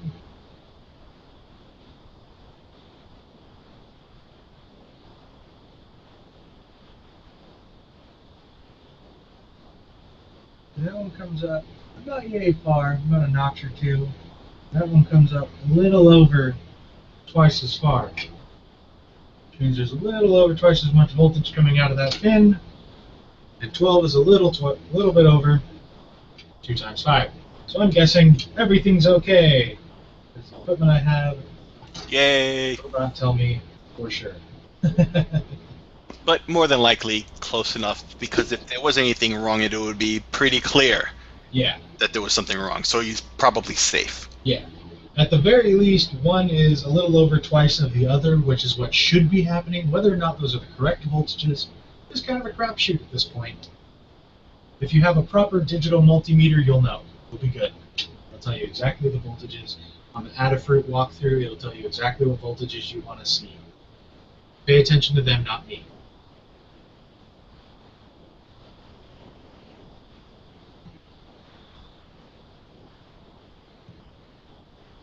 Alright, looks like we got about 20 more minutes.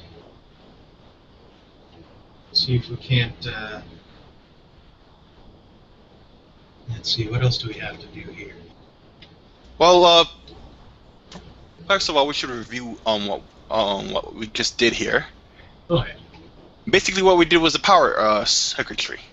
It takes in the power, it converts it to DC at the voltages that we need, and there's also a fuse in there to prevent overvolting. Here we go. Here, I have a schematic of the. Oh, stupid Adafruit. What do you gotta do?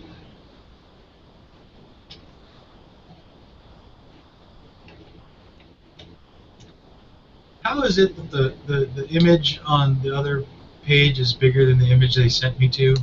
Okay, go back there again. Yeah. And then click on original, because they give you the file sizes on the right. Oh, they do? Yeah. Oh, I missed that. Oh, I'm glad someone was paying attention. There we go. There's the circuit we just built.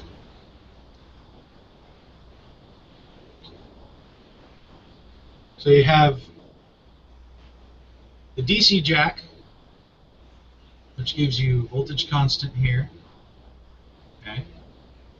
And then you have your grounds, which are all tied to the negatives. As that comes in, goes through a pair of capacitors, which are the C3 and C4. That's one of those tiny ceramics in one of the big electrolytics. It passes through one of the diodes, D2. It goes into... Voltage regulator. Oh, I'm sorry, I read that completely backwards. Forget everything I just said. Yeah, it's C1 and C2, not 3 and 4. Yeah. I was reading the VCC is the input, not the output. Yeah, that's not, yeah. Input is over here on 9 volt, or plus Positive. 9 volt. So it wants more than 9 volts to run the circuitry. So yeah, that's not a low dropout regulator. It needs at least 9 volts to operate and spit 5 volts out. So yeah, you have your 9 volt in here, which comes down, goes through capacitor here, which does some neat doobly-doo. I'm not an electrical engineer. I can't explain exactly why there's a capacitor between here and ground. But there is, so deal with it. It's probably to knock out voltage spikes when you plug it in and things like that. More than likely. Yeah. And then you have an output here. This output over here is going to the high voltage side. This is going to the booster circuit that runs the vacuum fluorescent display. It needs a higher voltage because what you're doing inside the display is you have a plate, a metal plate. On this plate, you have a coating of phosphorus. The cool thing about phosphorus is when you slam electrons into it, it glows. Above this coating of phosphorus, you have a metal screen. And what you do is you put a high voltage or a high voltage differential between the screen and the plate. And when you ground parts of the plate, electrons will jump from the screen onto the plate, and as they hit the plate, they make the phosphorus glow. That's how your vacuum fluorescent display works. So you need a relatively high voltage to get those electrons excited and wanting to jump across the plate, or across the gap. And that's where this is going. That's going to our big booster circuit. But for now, just kind of pay attention to everything on this side of the circuit. That's everything we built right now, plus another diode.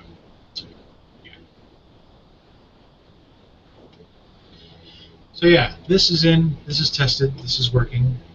After it comes through, the voltage regulator, the voltage regulator does its thing, goes through a diode to protect the voltage regulator from any voltage trying to come back in this direction. Diodes are one-way valves for electricity. Ooh, this seems to be what's called a Xennier diode. Which means you can apply voltage to it in this direction, but until it reaches a certain level, the diode won't conduct. So once you put enough voltage or current through it, it'll conduct across the diode and you'll have an open circuit, or you'll have a closed circuit, you'll have it connected. But as the voltage or current goes up, the diode will start to resist it and start cutting off the circuit again. So this diode creates a window in which you can pass voltage or current through. Then it goes through a nice little clean up circuit, which is what I think these capacitors are doing. It's just keeping it nice and clean so you don't have voltage spikes coming down your 5-volt supply, which will ruin your microcontroller. Microcontrollers do not like voltage spikes. They like nice, clean voltage. For those interested, we'll be getting to that here shortly, maybe in the next, well, most likely in the next video. Here's the booster supply circuit. So here's the 9-volt coming in from where it went off of that graph there. Goes through another capacitor down to ground. Steps through a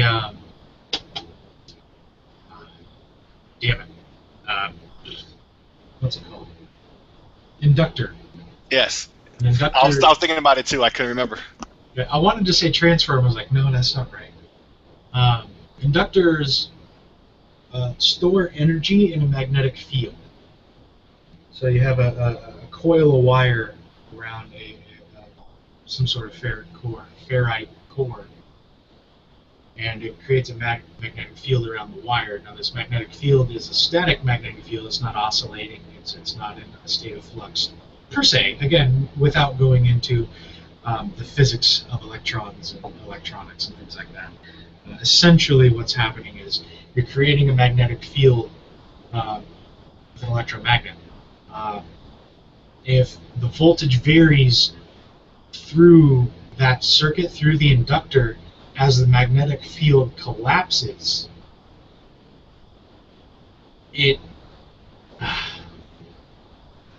moving magnetic field across copper wire induces current. So as the magnetic field collapses from this inductor, it induces a bit of current into the wire. So it gives you a sort of energy reservoir in your circuit. So it keeps everything nice and constant, flowing very smooth, which is what electronics like. They don't like to have a little bit and a lot and a little bit, and it has to be even flow. As constant as possible. In fact, when you start getting into data sheets and looking at data sheets, as close as you can run them to the optimum voltage, current, temperature, whatever aspect you're particularly looking at, the better. And that's what little circuits like this help it do. You don't have to worry about voltage spikes coming in from the transformer. That all gets handled by the capacitor and the inductor.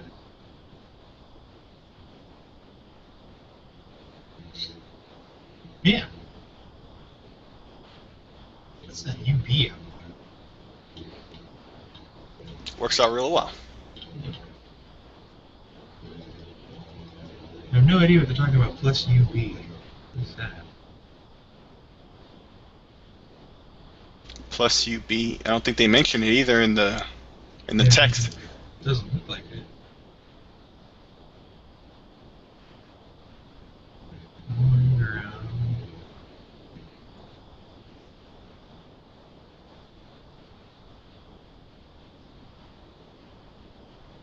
Yeah. It doesn't seem to mention what that plus UB part of the circuit is. All right then. Well, sometimes things It get. must not be important as long as you can account for everything they told you. Yeah. But it looks like a positive voltage input, so there you go.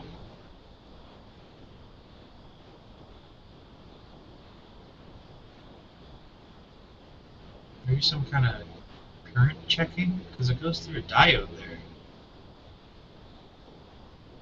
But anyways, as it comes out of the inductor, it'll hit MOSFET. And this MOSFET, again, you'll see it when we put it in, is what actually steps the voltage up. Basically, it's exchanging current for voltage, if I remember right. Again, feel free to, anyone in the comments, feel free to correct me. I am not an electronics engineer.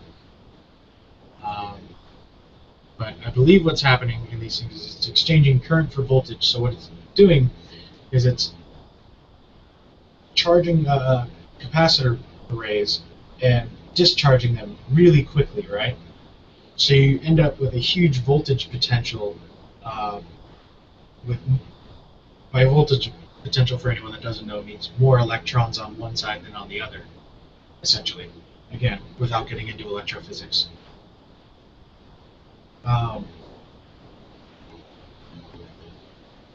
But the trade-off there is you can only pass so many electrons at a time. So you have a huge differential, but only so many can jump across. And luckily, these things don't require high current, just high voltage. And again, relatively high voltage. These things are only running between 30 and 60 volts, so they're running at, you should be shooting for around 45 volt to the tube, which they'll have you test later. Let's see, where was I? Okay. Yeah. We went through putting our DC jack on, putting our fuse in, putting our diodes in, putting the voltage regulator on, putting our capacitors in, and testing the 5-volt supply circuit. Okay. Oh, yay! The next part is we solder on the I think the socket? Yeah, the socket. That'll be a while. That'll take a while. Slow, tedious work. And from what I'm looking at here, that's the most tedious thing I think you will have to do. That's going to be like the slow, boring part in the middle. Yeah. But after that, it gets more interesting. Well, that and the where is it?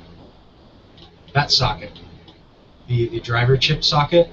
Yeah. That one's kind of a pain in the butt because it's like triple stacked pins in some spots. Mm-hmm. But really, after soldering the rest of this board, you should be comfortable enough to just put a tiny little drip of solder on each one of those pins. You don't have to over solder it. It just has to make contact. Right. You'll have had a lot of practice after you did the voltage regulator and those capacitors and like the first socket. By the time you get to that second one, much easier. You'll feel way more confident. Alright, the next, that'll be good. That IC circuit will be perfect to end on.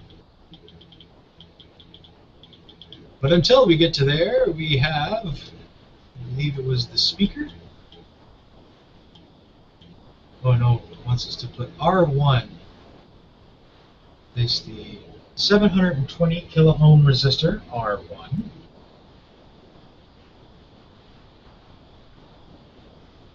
This resistor is part of the lost power circuitry. So I guess this is what switches it over to the battery when you remove the power. Likely. I'm sorry, I just dropped out and dropped back in. I don't know what happened, but I believe so, because I heard the whole question, but I didn't hear anything right before that, so yeah. I'm hearing out of context, but I believe so.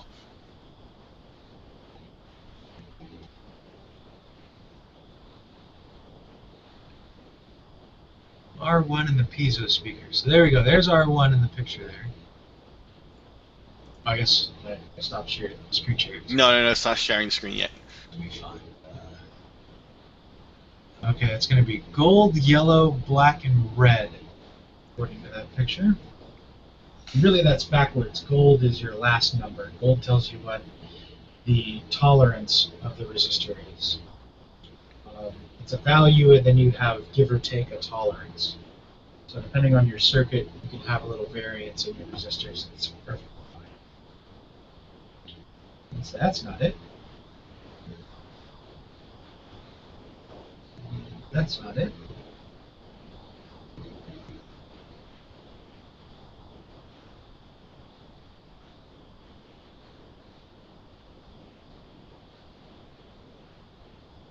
Is that black or is that brown? Let's go to the R1. Let's go to the parts list. It gives us a picture of exactly what we're looking for. Oh, I was way off. According to this, it's red, magenta, yellow, and gold. Oops. Oops. Oopsie. There we go. There we go. I probably won't pick up the colors at all. Well, it looks a little brown. Alright, whatever. My eyes aren't the best. Yeah, the camera's not picking that up at all. But you should be Not at all. red, magenta, yellow, which you can barely see against the beige of the transistor, and then gold. I'm sorry, not transistor, resistor. This is resistor. And resistors are not polarized. They do not care which direction the electricity flows. They will resist in any direction. Inside here is a little film. Inside the little package of the resistors, just a little film that literally resists the movement of electrons to a certain degree, and it's expressed in ohms, which you can wiki if you want to learn more, because I know jack diddly about Ohm's law. Other than that, it exists, and I have as a law, and we respect the law here. That's right. Or at least electrons do. Whatever. Okay. Now, they're not polarized, but just to keep things pretty, I'm going to put the gold stripe facing the power circuit. See there, I have the gold stripe facing in that direction. Slide that into R1. And of course, right now, the gold stripe facing in that direction doesn't matter. Again, these are unpolarized, so really it doesn't matter at all. It's just an aesthetic choice. But when I put the next resistor in, which would be R2, I'll also have the gold stripe on the same side. So as you look at it, it'll be nice, pretty, presented, like, you know, have, well, what's that word?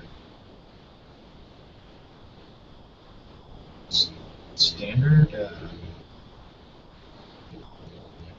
Well put togetherness to it. Oh yes, it looks pretty pro. Yeet. Alright. We have our speaker here. I believe the speaker is non-polarized. This particular speaker. Yeah, it's non-polarized, can go in either direction.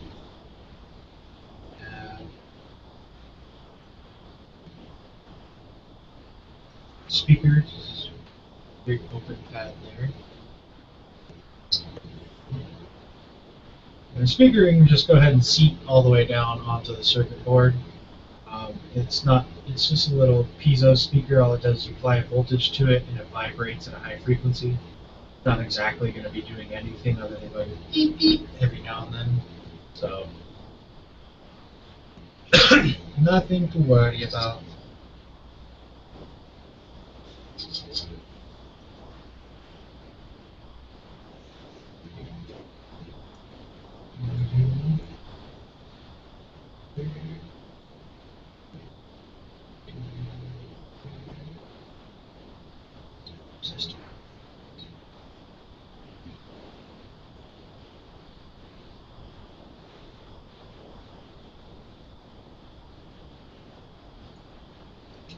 Huzzah!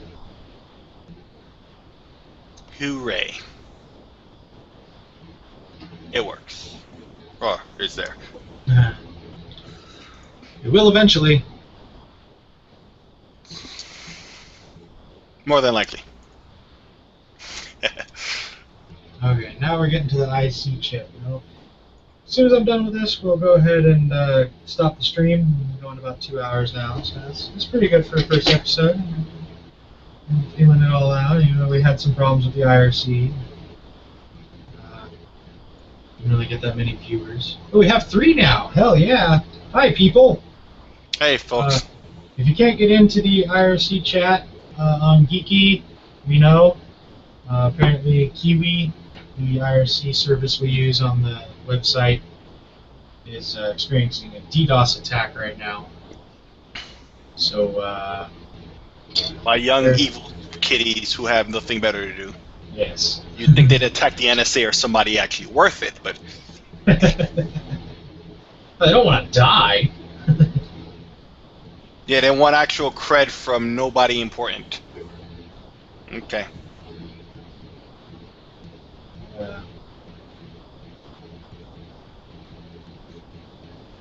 There is a comment in the YouTube links, or in the YouTube comments, with instructions on how to get to Vivid, but we're only going to be live for the next few minutes, so it doesn't really matter. We're down to 1 viewer, so fuck it.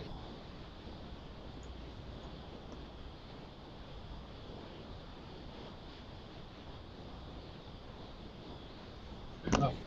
Okay, as we're putting this chip in, or this socket in, there's one thing to be careful of. On the board, again, crap camera. I guess you can kind of see it. There's a little notch there. See, there's no notch on that side. But on the screen, there's a little notch. Okay. If you look on the socket, there's a little notch on one side. There's no notch the other. This is just to make sure you align the chip properly. The socket really doesn't care which direction it's plugged in. There's no circuit inside the socket. It's literally just, this is the piece you hard solder to the board.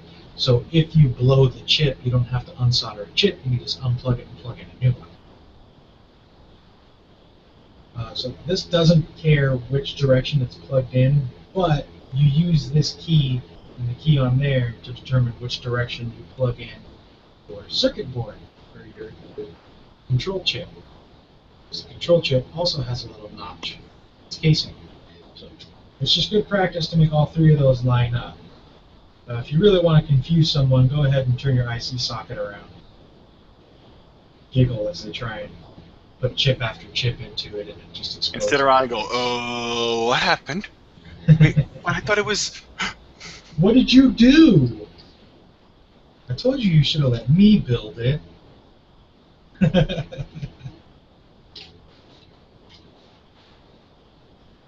Let's see, something I can use. If I put this in here, it kind of clamps it at a little bit of a weird angle. I'm going to find something. Oh, the thingy I'm not using. Perfect. How about that? Almost perfect.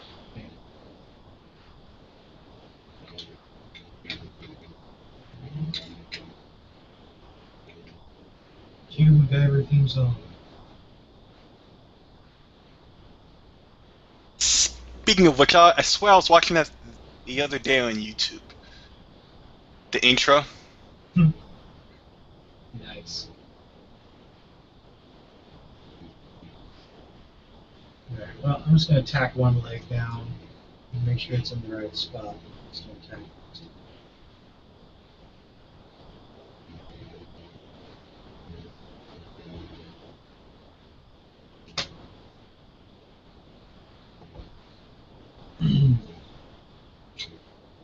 Now, again, same with the speaker.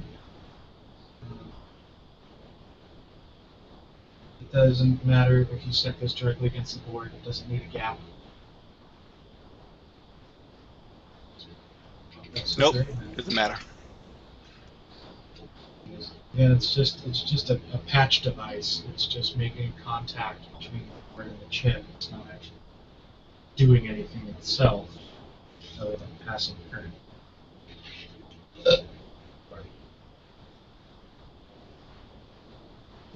All right, here we go. Angle lines.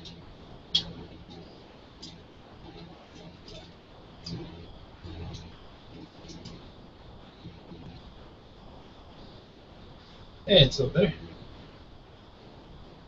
Right up in the shiznit.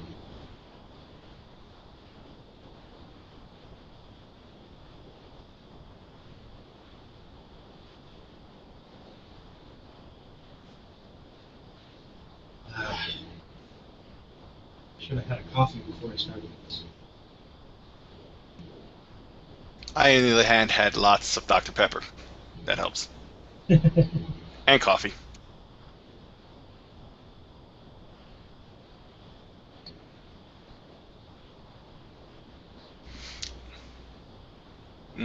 Coffee. Come on, fucker. Clean the tip off. The other thing with cleaning the tip off is not only does it keep your tip looking nice and clean, it clears off all the slag, all the crap, all the oxidization, all the junk, all the rosin, all the crap that just gets burned onto the tip. All of that stuff impedes heat transfer. And you want to keep your tip nice and clean. You want to keep your tip tinned a little bit. You see on there's a little bit of solder that just kind of sticks onto the tip. Yeah, what you do at the very beginning is like you burn some onto the tip, and then you wipe it, and it'll be nice and shiny. Yep. Just a very, very thin layer, just a little bit of metal that's just kind of stuck on the tip. And that's fine to leave there. Don't try and scrub that off. That's okay. Anything darker than that, you want to give it a wipe. Halfway into actually going through the soldering on this, important tip. That's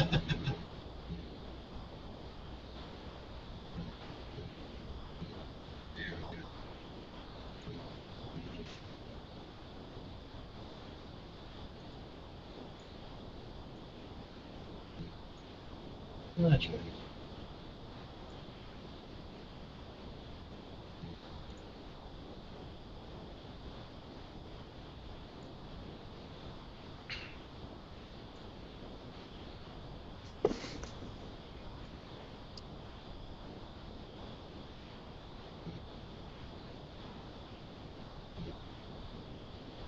It's okay. Some of the pins come out a little ugly. It's fine. As long as they're not bridging. Do not want any of these pins to be bridging contacts to the next to the motor.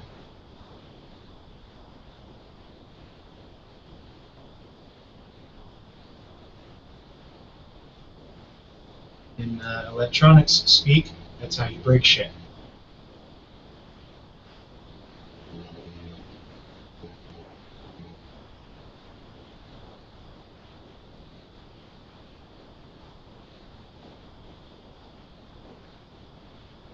And as you see, he puts in a little bit in each one. He just moves on slowly and surely. You just need a little bit in there to make the contact. That's all, as we said before. Again, I don't know if the camera can really pick it up, but you want something from just a very shallow filled well with a little bit of bloop on it to a small pyramid that comes up just a few fractions of a millimeter of the shaft. You don't want to glob it on.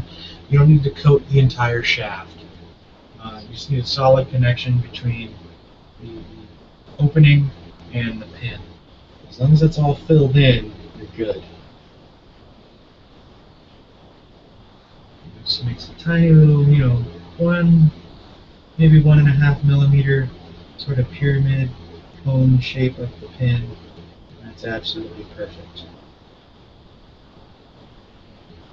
Not only is that electrically conductive, but it's also strong, so when you pull the chip out of there, having that extra little bit of solder kind of growing up the pin a little bit gives it more to grab onto.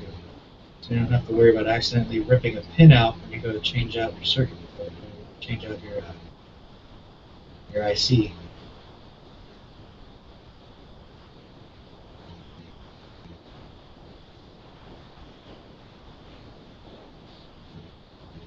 Got dirty again. Ah!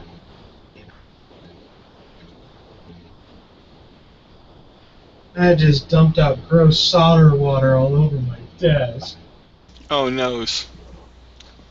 Oh noes. Where's that towel?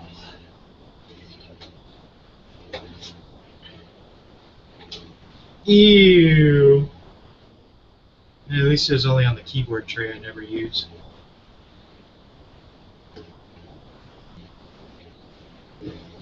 Okay.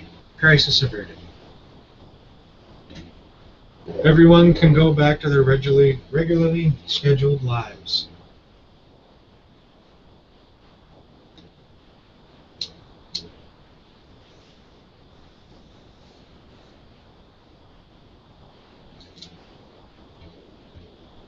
I wonder who our one viewer is. Well, it's not me, because I'm watching, well, here. And I'm pretty sure I closed the tab afterwards I was done.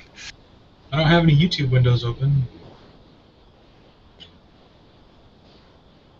Hi, one viewer.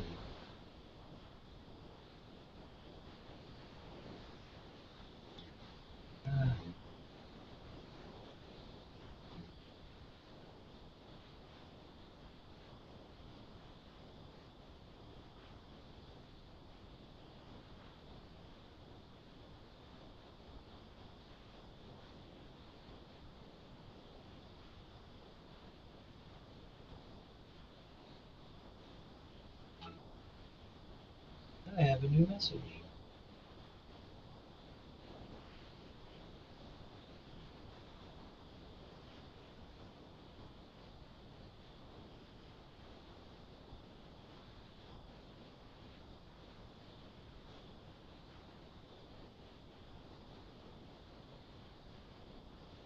If you get to a point where you accidentally solder your solder stick to your solder joint, no big deal. Not going to hurt anything. What you need to do not try to heat up the entire joint to get it off. Move your solder iron away over to where your solder stick meets the joint and heat up just that spot with the very tip of the pen. Just going to cut right through it. And that should leave you with a nice clean joint without having to worry about overheating a part. Message.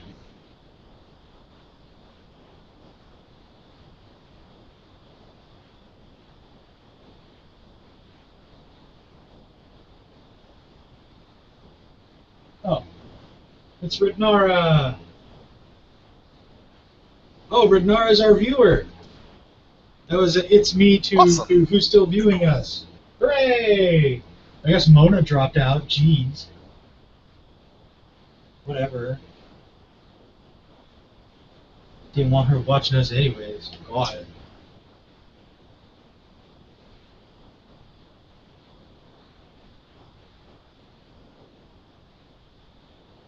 I'm sorry, Ryoko.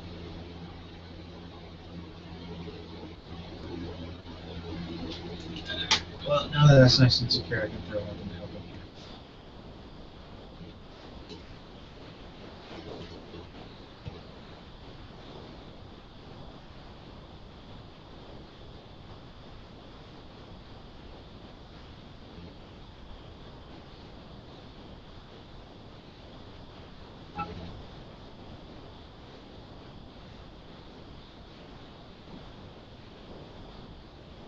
here.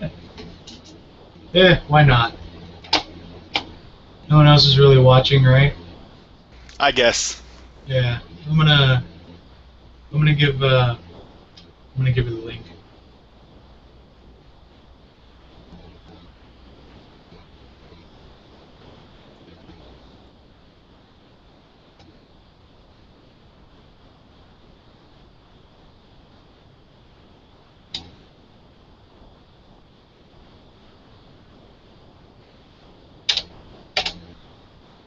There we go. All right, join. Boob up the place. I know it works.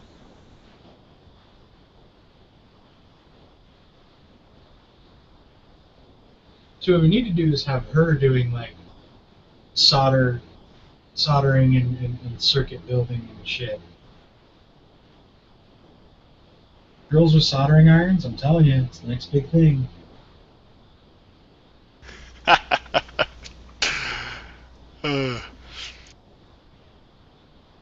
There you go.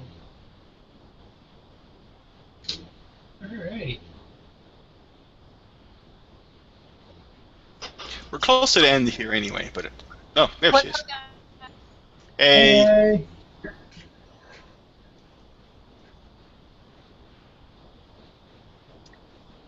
Renara and Aunt Renara. Wait a minute, what's your name? Antoine. I don't know. They just call me Ant. So whatever. Okay.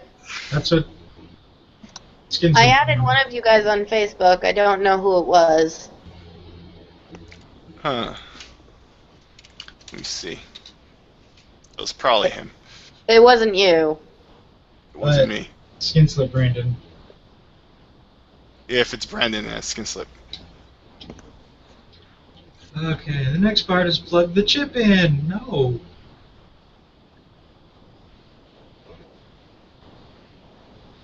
Why the hell would I want to do that when I'm still soldering on it? That's a horrible idea.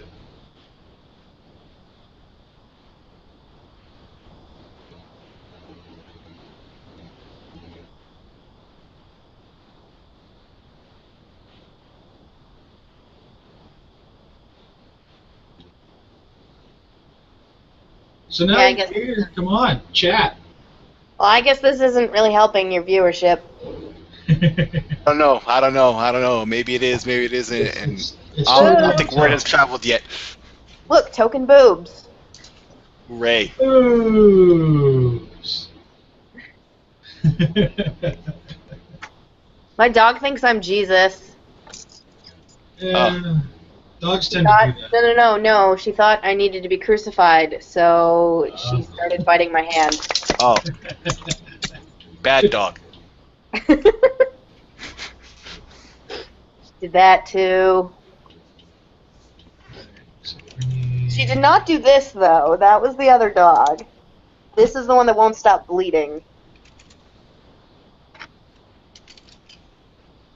And our next resistor is going to be R2, which is brown, black, yellow, gold.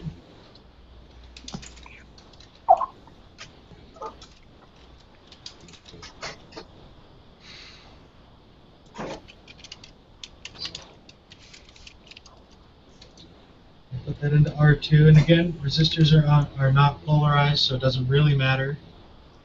But I'm keeping the gold stripe towards the. Hey, I have a tech-related commission for you guys. Oh. So apparently there exists a wireless invisible fence for dogs. It's a collar, and every Yeah. time it strays too far from the receiver, it zaps the dog. Yep. In the throat. There's a. Right. There's ones where you bury a wire around the perimeter. Right. I'm interested in the wireless ones. The problem is all of the ones for sale, the main unit needs to be plugged in. I want one that runs on battery power. Oh, so you walk around with it? Yeah. So like if I want to go to the beach, I can bring it to the beach with me. Oh, and the dog, okay, and the dog can't go too far away from you. Yes. Well, sure they're out there. Well, what really matters is the power, the input voltage of the base unit. If it's like, 9, 12 volts or something like that, you can slap together a little power supply. Okay, so do that, and I'll buy it from you.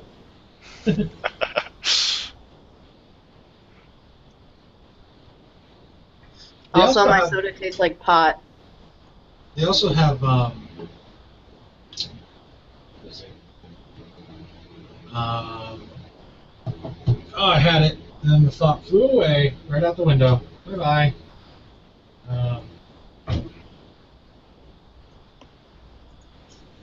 Yeah, nope, it's gone. Still thinking? Ah, he lost it. Pinwheel of death. Oh well. Yeah, that thought must. Look at me. See, I'm yawning too because of that stupid socket. The boring, So- tedious part. Just like I said. So design me one of these power units things. Hang on a second. Did you look on Amazon? Yes. They all Okay. need to be plugged in. What about Oh, that's what I was thinking. They have ones that are like have like a Hang on. arm key fob. Hang on. Hello? Mute yourself, honey. Okay, give me a call when you... Okay.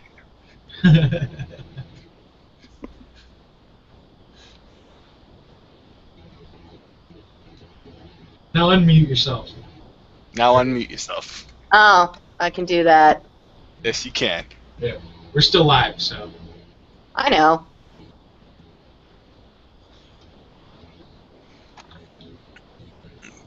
Okay. Here. Our next one is going to be resistor 5.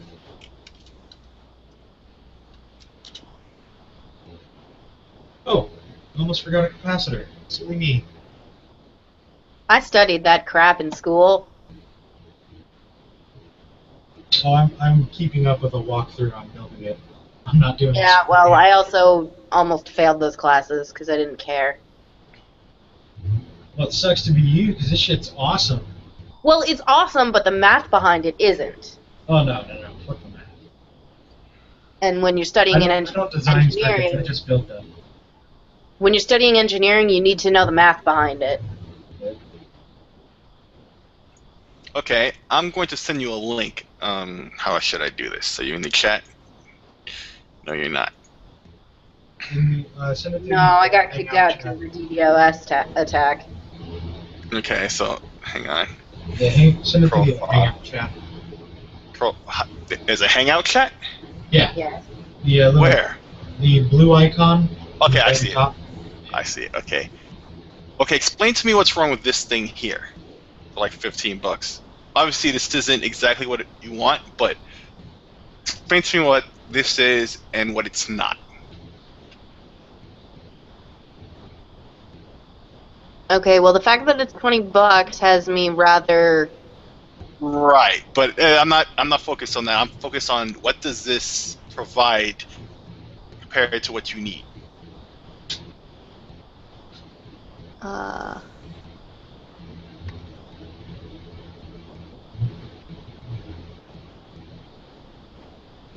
That's interesting. This is just a collar that zaps the dog when you press a button, I think. Or it vibrates to call them back or whatever, and it can flash. You can find the dog at night.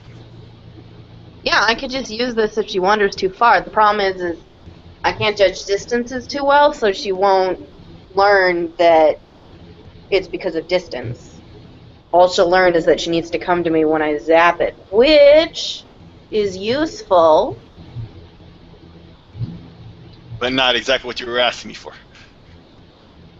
No, but it could work. And it's only $20, so if it doesn't, I didn't just waste it. Yeah, and they have some nicer ones that you could use. That they suggest under it that cost a little more, that are fancier, I guess. If they had an automatic mode where it's shocked after a certain amount, or not shocked, grabbed its attention after a certain distance. I had an invisible fence and a dog that figured out that as soon as she crossed the boundary, the collar would stop shocking her, and so she just completely ignored it.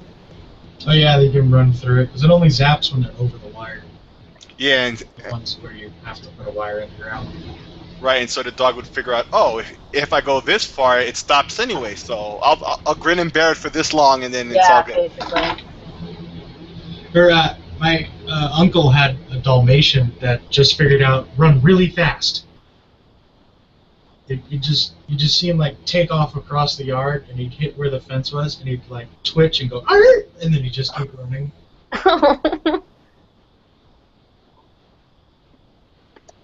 I know that So sounds mean, but you know what? Fuck that dog. That Dalmatian was a little bastard. Evil Shot the dogs. shit out of it. I don't care. Wow. I don't have a hatred of very many animals, but that was one of them. I hate cats. I hate animals on an individual basis. I like cats So, in general, unless an they have. animal I like turns out to cats be a on an dick, individual basis, as in there are specific cats I like, but in general, I hate cats. Yeah, that's how I'm like. Okay. I got the C10 in, the one I almost forgot. Just another one of those little capacitors like we used in the power circuit down there. Pop that in next to R1 and R2 there. Next piece we're going to put in is R5. This is going to go in a little differently than the other two resistors or like the diodes over there. What we're going to do is we're going to put this in vertically. So we're going to put the gold stripe down. Again, this is just for aesthetic reasons. Resistors do not care about polarity. We're going to bend the leg over so it's doubled over like that. Some resistors care about polarity. R5. But not Generally this They're called speaking, diodes. not the ones we're using. We have diodes in here. We put diodes in the power supply. And find R5 there. I'm going to flip this around. I'm going to put the package. So it's on that side. This is the thing to keep an eye out for when you're building things like this. So I put the package on that side. There's a capacitor that has to sit there. So what's that next capacitor? That looks like one of the smaller ones, which will be that guy. I have enough space. Yeah, it'll look fine. It starts to get really tight around this point of the project, but Yeah. A lot Trust of me, the it'll fit. instructions It'll do build outwards. I know there is the problem that they put the tiny capacitors in after the big ones, but everything does kind of build out, so you don't have to worry about. Always build from the inside out or from one side to the other. Never try to build to the outside in, or you'll just start having to work parts around. Things get put in weird directions. Okay, pop that out of there.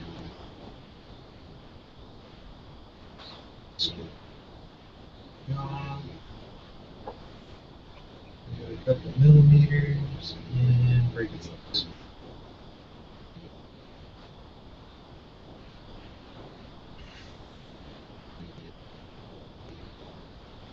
There we go.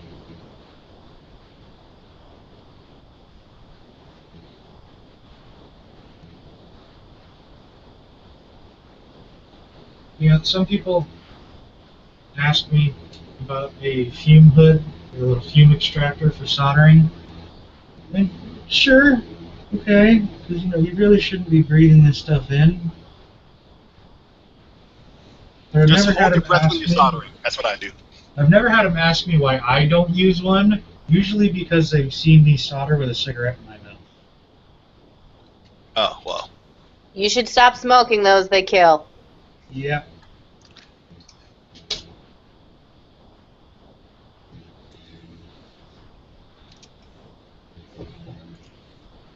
Yeah, about that, he seems not to care. Oh, I'm aware. Life has proven fatal in 100% of cases tested. Except for the jellyfish. That one type of jellyfish. Human life has proven fatal in 100% of cases tested.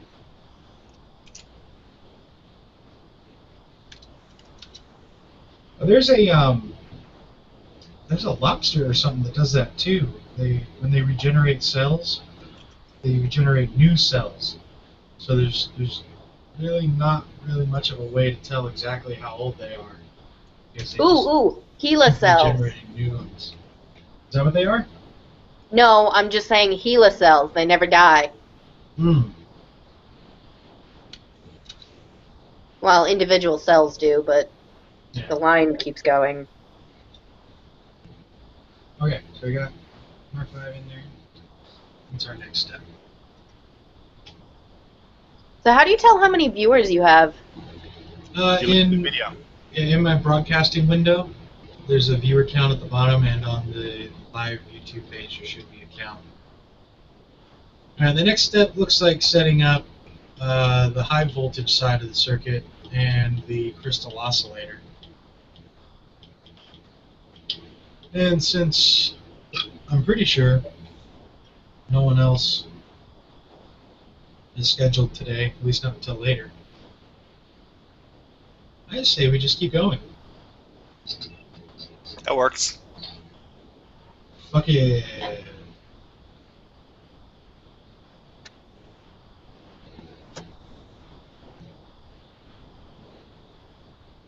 I don't know. We'll see how I feel at 4 o'clock.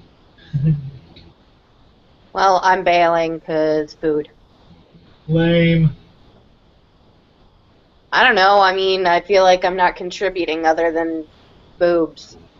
That's contributing.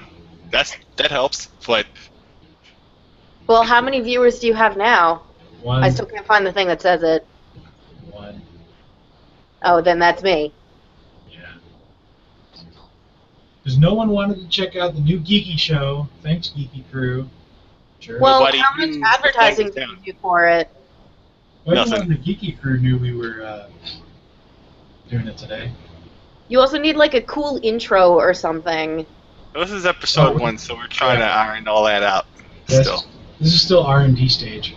And But also, I blame this guy. Don't blame me. and also have a video of something other than you soldering little bits together. Well, that's kind of the point of what's going on right now. Well, right now, yeah. I don't know. Soldering is fun, but boring to watch. Just like golf. And bowling. My brother is obsessed with golf. I don't understand it. He's not a 60-year-old doctor. He doesn't play. Does he play? Yes. Well then, that's fun to play. But you don't have to be rich to play.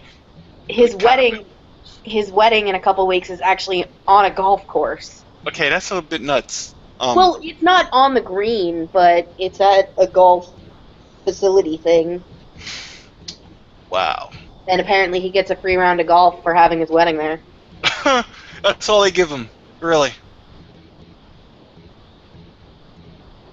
A toilet hurled from soccer stadium kills fans. Wow, soccer rights have reached a new low. Or high, I don't know. Whichever. Alright. I'm gone. Bye, guys. Bye-bye. Bye. Nice meeting.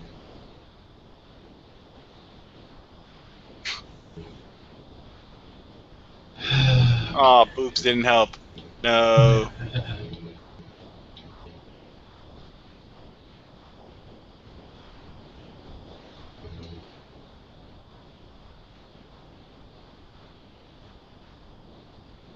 Let's see.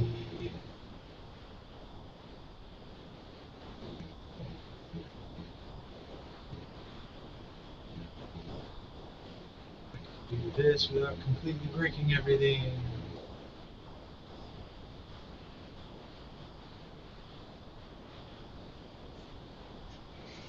So I think I can hang on for a little half hour more and then... Well, I need to stretch after that. Yeah, we'll cut it off at 4. There's not much more to really get into on the circuit. Just build the crystal oscillator. You put the speaker on, right? Oh yeah. Oh, in fact. Hey, all right. I'm gonna should.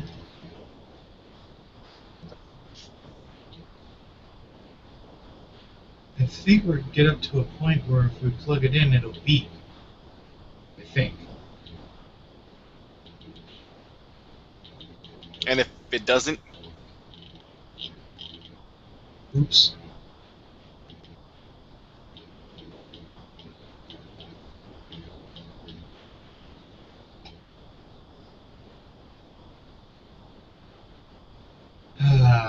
Where is it? Oh.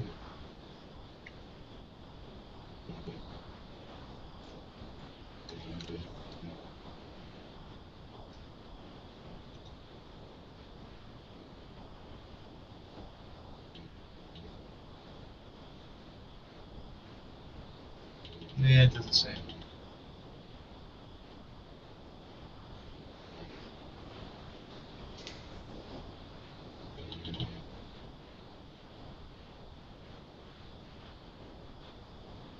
Oh, I skipped the test. Alright. So yeah, the next part is putting in the oscillator and building the high voltage circuit. So yeah, we should do the test now and then like end at that point. Because now I'm thinking, whoa. Well, it's just pretty much plugging it in and it'll beep. Oh. Oh. But you know what? But I mean with the multimeter. That's what I mean.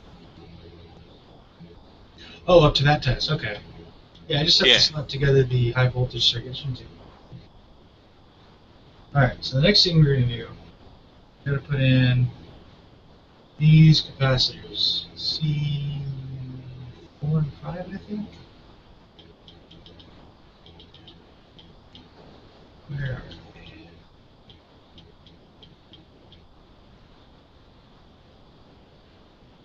Oh, I'm sorry, C8 and 9. C8 and 9. These two ceramic capacitors there.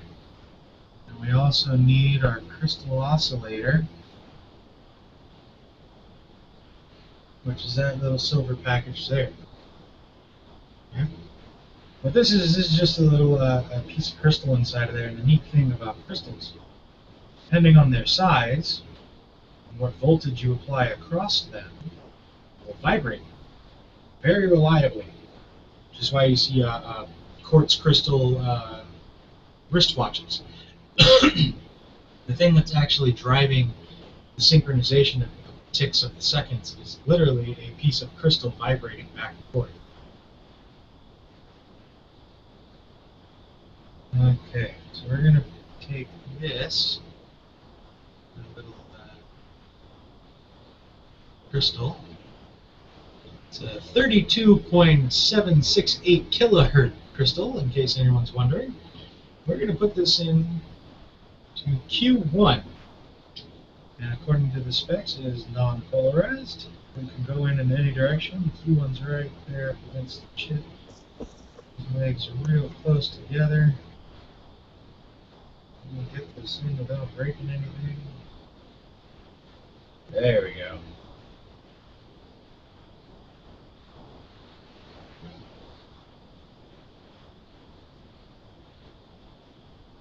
Okay. Gonna set that up there. And break its legs.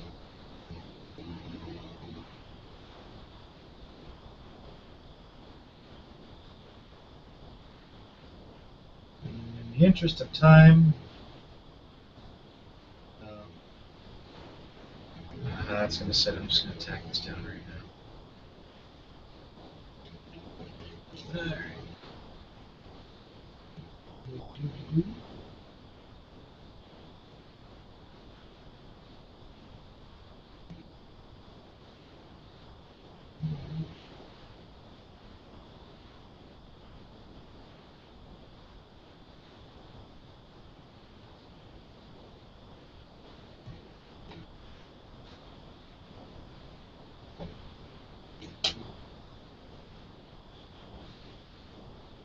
So if we had any viewers, this would probably be the part where I'd say, if you have any tips or suggestions on things you want to see on Tech and Pets, please don't hesitate to comment, drop by the IRC chat room, and leave us a message. Since we don't have any viewers, I'm not. Well, especially because the chat is broken, so people are like, "We're gone." Yeah. Bye. This was a perfect time for this to happen, I'm sure. Right. Thanks a lot, stupid script kiddies. You're not even real hackers. Fuck you guys. In any case, yeah, what you were saying earlier about the crystals, it's amazing how add a little bit of voltage, some other shit, and they vibrate.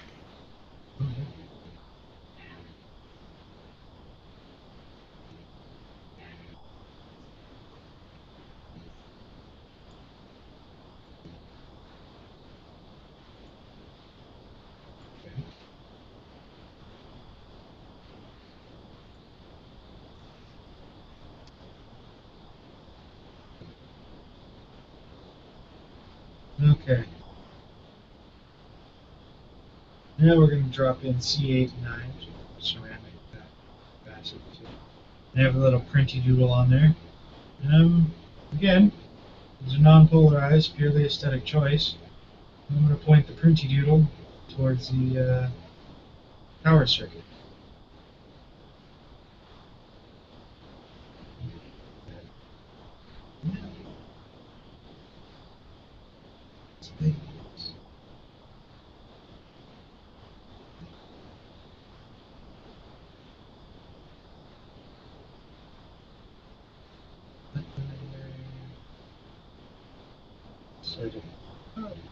Right.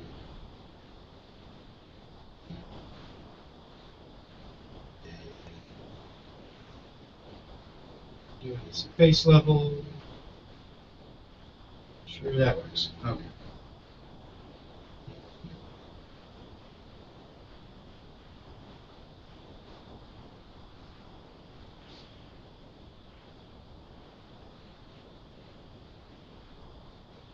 Alright.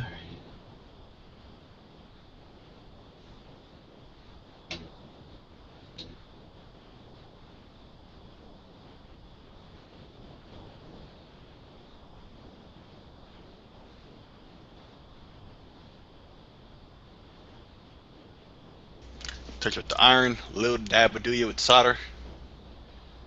Just drips right in. Repeat ad nauseum. And so you see, we'll be doing a lot of this. This is like the main skill.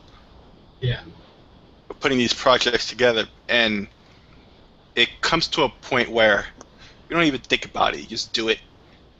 But it's really all about how everything comes together and why we have to put certain parts in certain places. Then after you solder them in, of course you clip off the excess on the solder side, as flush as you can make it without cutting off the solder peak that you just put in there. Cut off that little extra leg.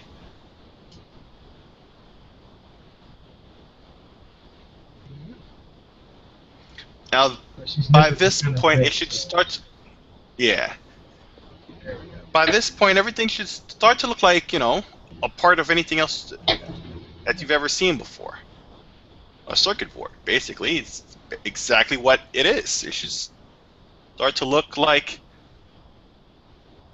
something that was made by factory somewhere. It's all the same stuff. Yeah, exactly. In fact, a lot of the cool kits and stuff like that are still built by people. Granted, they probably, And so if this is your first one, sweatshop, but still. Yeah, and so if this is your first one, this is the point where you sit back and you look at it, you're like, wow, I made this. Well, it's not done yet, but hey, pretty cool. It's getting there. It's pretty close. Okay, that finishes out the timing circuit for the chip. That's the clock that the internal chip runs at. Next thing you're going to do is start building the booster circuit. This is only going to take a few components. What you need is a 47 microfarad, 25 volt C7.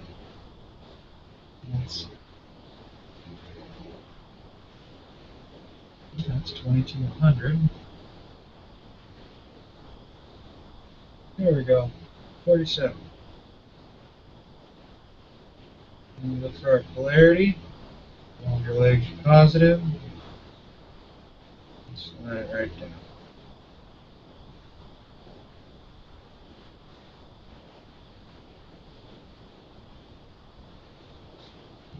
Just barely over a millimeter gap between the component and the board. Just a tiny, tiny bit. And of course the board's getting a little populated, so it's going to get harder and harder to clamp this thing down. Patience is a virtue. Haste makes waste. Get it in and solid before you start soldering, or you're going to end up with a mess.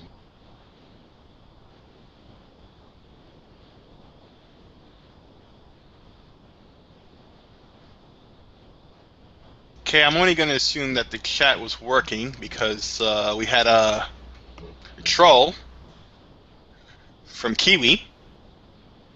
Oh, hey, the chat's back up. Hi, I'm a troll. Blah, blah, blah, blah. And then, because the excess flood, it kicked them out. So that must have been one of the DDoSers, I'm sure. Yeah.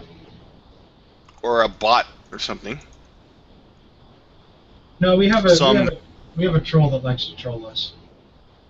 Right, but I'm saying it might even have been the DDoS. This is how they're DDoSing the servers. So, like, they have these poor miscreants who don't update or probably still on XP or something stupid. So they get infected with crap, and, you know, now they're pwned and they get to be used for shit like this. Choned your home.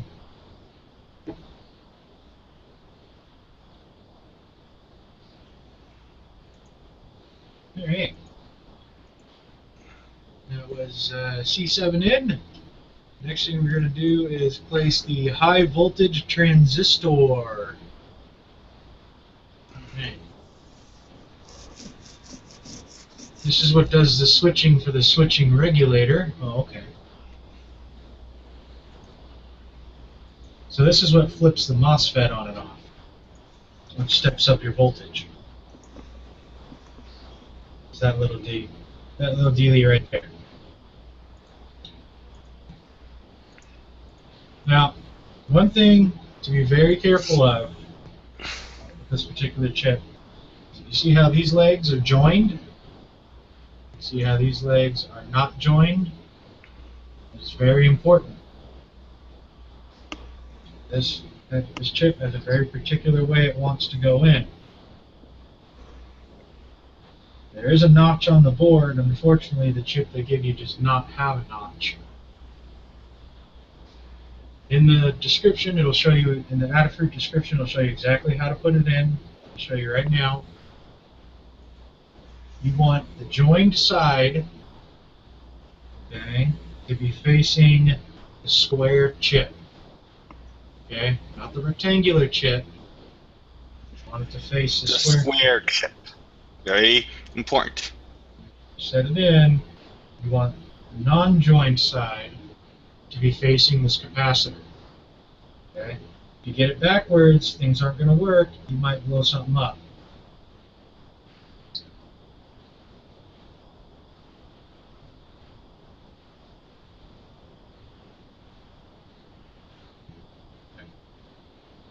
So yeah, bend these legs in just a little bit to line up your poles. Make sure your join side is on the right side, on the correct side. Make sure we're putting it into the right part on the board, that will help. There we go. Of course, this is going to want to fall out. That's what I do. Just clamp the whole chip right in there. Make sure it's nice and seated. Double checking, making sure you got the right side, got the join side facing the square, split side facing the capacitor.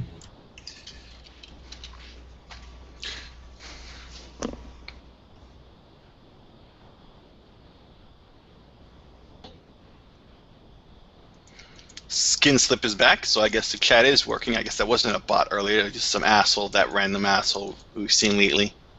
I know the one you're talking about. Oh, shit. Fuck. What? Who was...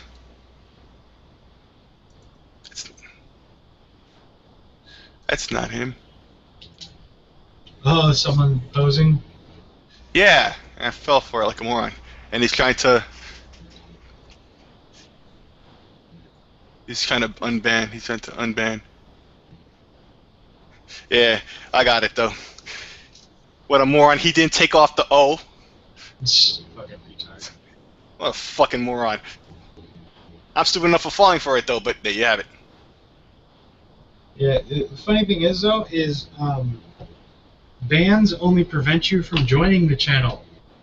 it would be a bot that would try to unban or try to kick you once you're banned. So, hey, Captain Dumbass, you might want to try reading that page you Googled up again, because I don't think you really know how IRC works, buddy.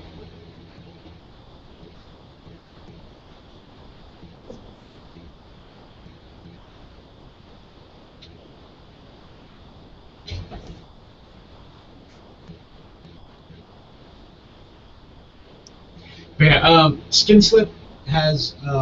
Don't worry about opping Skin Slip. He has. He's got the. Yeah, he has an internal server password that will automatically off. Right, so that wouldn't have been him anyway. I should have realized that. He tried to trick me. And the thing was, I realized even before he started like the bees, and I realized, wait a minute, it's from Kiwi. I didn't fucking use Kiwi. Not on and his then main right plan. as I was about to, yeah. And just as I was about to do something about it, that's when he started the plus B like a fucking moron, even though that wouldn't have helped.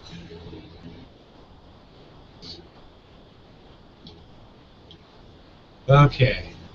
Next thing we're doing is a Schottky diode. Oh, these are Schottky's, not linears or Zenniers? Okay. These are Schottky diodes. These are very fast diodes.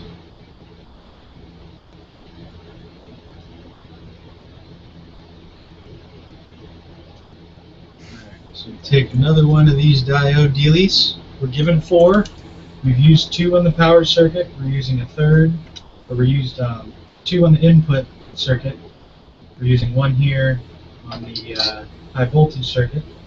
Again, these are polarized. They have a stripe on the CAN package. There's a stripe on the PC board. Line those up. Very important. Diodes prevent electricity from flowing in the opposite direction or in a direction it's not supposed to. They only let voltage flow in one direction. So if you put a diode in backwards, you're closing the valve on your circuit.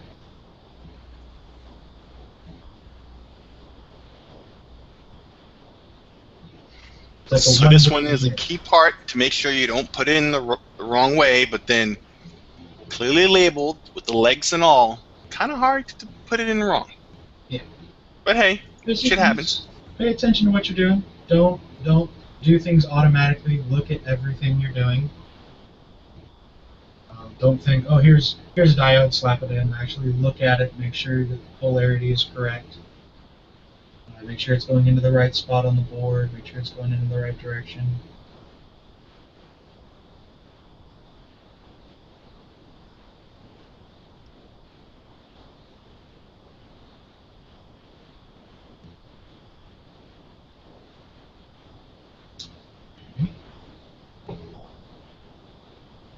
And also we need C6.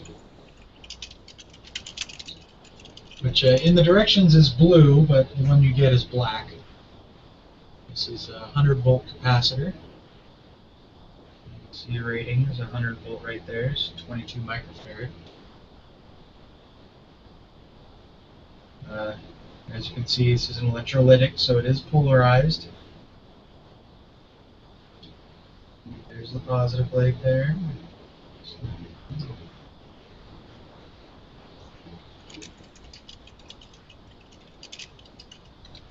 I think just a few more components and we can test out the high voltage side.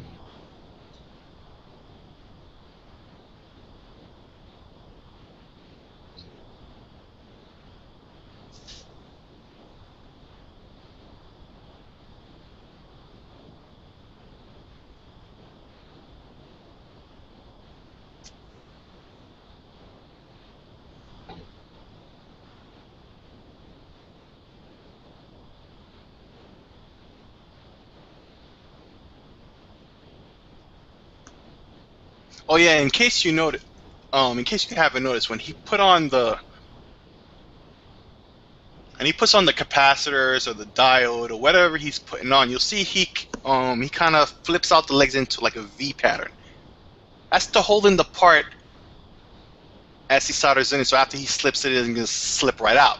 you flex the legs out a little bit, and they keep in there, and that way you're able to solder them in, then clip off the legs afterwards, and by that point, of course, it'll remain. Again, with my camera, it is a little hard to see, but you can get the components set above the board at the height you want, and then you bend the legs out to keep it at that height, and you set it upside down against gravity, so you have gravity pulling the part down and keeps it at the right height. Pack it in, and you're done. Move on.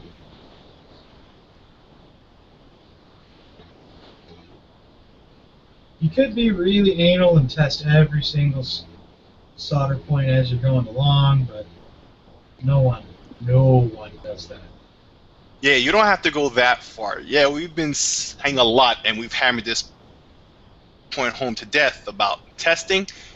There's points where you test when you put together a big group of related components like the power, such like that.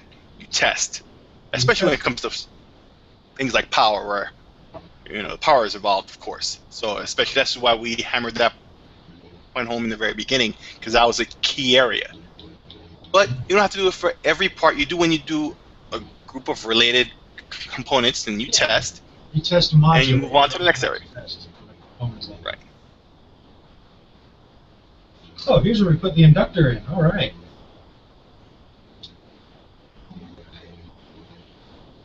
An inductor.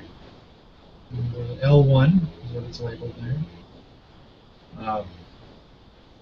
Even though it does have a longer leg, it's not polarized, it doesn't care, it's just a coil. Slide it right down onto the board. Give it a little bit of a gap. Just teeny tiny.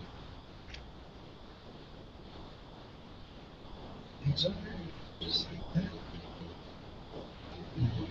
With the legs bent over like that, now the part will stay spaced that far away from the board, so flip it over and it'll solder. Although the one thing you do have to watch out for is the part can wiggle, rock back and forth. So, if you really want to be particular about how your components look on the board, kind of keep that in mind. If you're doing stuff really close together, it's another good thing to keep in mind. Make sure parts aren't getting in the way of each other. And that's another reason to give it a little bit of space on the other side of the board, is if it does rock over a little bit as you're soldering it, you can always just bend it back. You don't really want to rock them back and forth because that'll break the leads, but if something's just a little bit in your way for another part to get through, it's a little too close, you're worried about heat and all that, you can just grab the part, bend it over a little bit, it's good. Works for positioning too, like this rocked a little bit as I was soldering it. Just grab it. Like that. There we go. Now it looks great. Alright. Put that in. Clip all the leads. And alright, we're ready to test the high voltage side as soon as I clip these.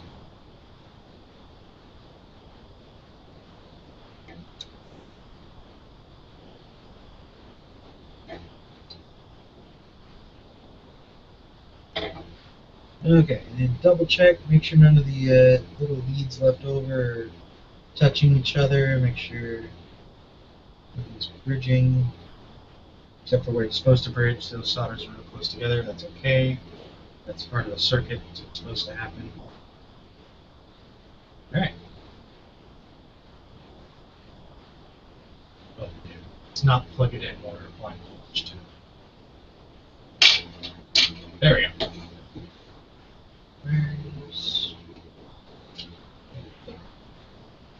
Grab the microcontroller. Stick this in now. The only thing about the microcontroller is the legs are a little wide for those sockets. So you gotta really carefully push them against the edge of your desk. Bend in a little bit. And you have your little half circle notch there. And your little half circle notch there, which is over by the inductor, over by the speaker.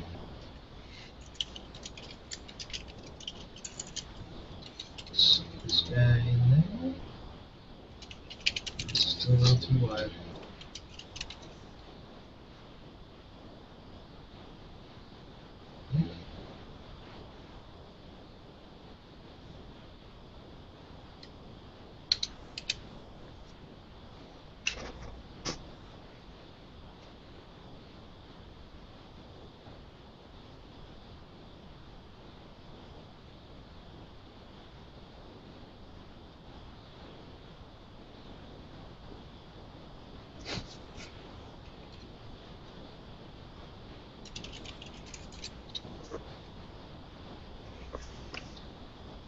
Oh, really? Oh, Troll bait back? no, it may or may not be him. We'll soon see. Let's see if he's just trying a different angle. Because I noticed he came back in at a particular time exactly after what's the thing was kicked out. But you know, Yeah. now Troll King here.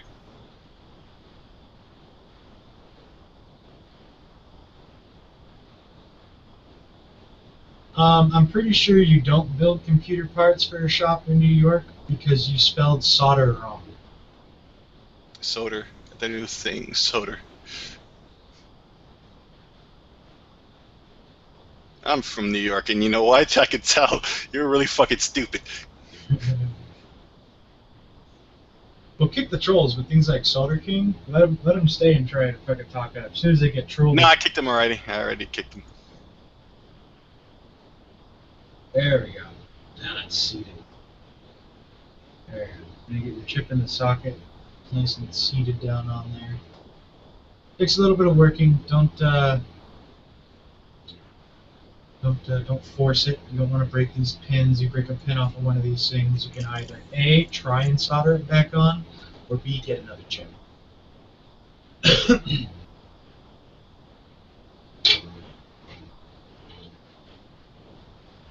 Solder pop. I like solder pop. That's what I thought too.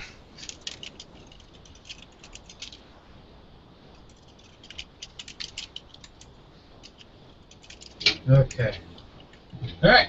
Grab my crappy little multimeter and try this again. And when we plug this in, we should hear a little beep. So I'm going to mute myself to make sure that if it happens, we can hear it. Make sure your mic is real close if you can. Oh, well. Very nice. So that means that the chip is working. The chip is what beeps the beeper. So that means that the chip is indeed getting voltage and is doing its thing, which is good, which means our 5-volt side is working fine. We really shouldn't have this in the shop because it lies, but whatever. And we'll test 5-volt side again. Okay. And then we want to test from there.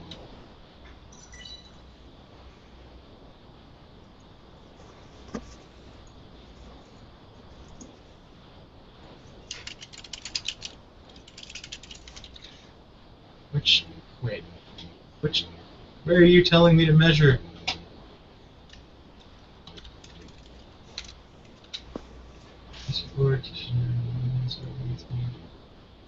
Red lead to the striped end of the diode. Okay. So, what diode number is that? D3. This diode down in here. Oh, wait, you can see it. Right in here next to the speaker is a little diode. Okay. What we're going to do is we're going to put a negative test lead there, and a positive lead there. We should get about, it says it can be as low as 40 volts, but no higher than 70 volts. Ooh, So 70, Jesus, that's a lot. Yeah. So somewhere between, 50, 60 volts is a good spot. It's about what the meter's reading. And the other part of this test, now you remove power from the DC jack, and you monitor its drift, because it will slowly discharge as those capacitors discharge. I don't know if the camera's picking up the needle, but it's slowly moving down. If you're working on this board, they recommend letting this discharge till it's below 15 volts before you do anything on the board. Just monitor that till it drops down. That's about where the other side of the voltage regulator is, which is 12 volt. So we'll call that discharge. It takes about 30 seconds or so. Now we don't got to worry about high voltages being stored inside of the high voltage circuit.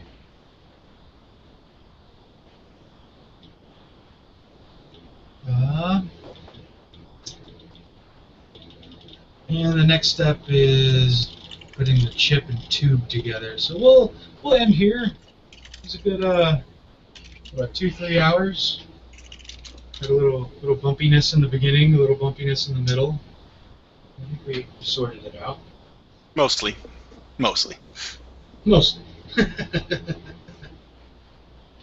So yeah, here's what we got so far.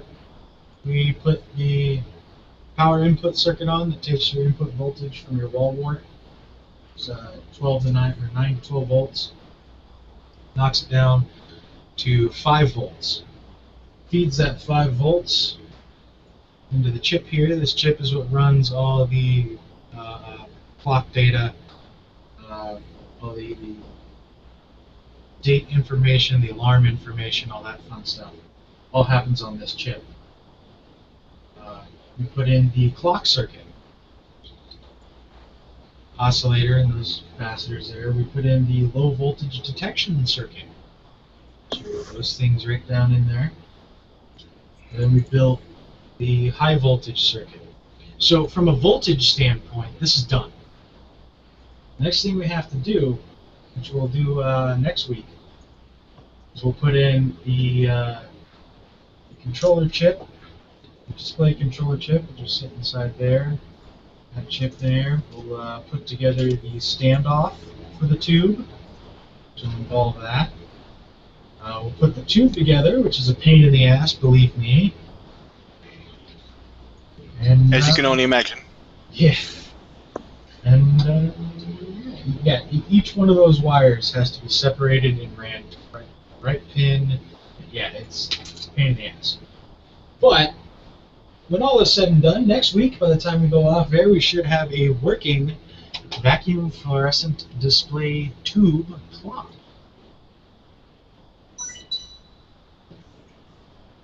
Let's see. Hey, it worked. Didn't crash this time.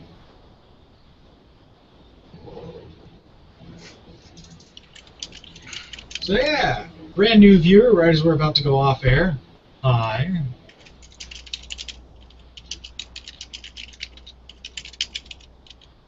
And oh yeah, next week we'll also be putting in the switches to control everything.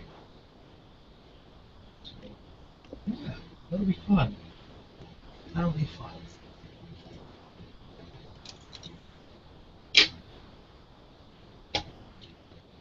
So any particularly interesting tech business before we go off air?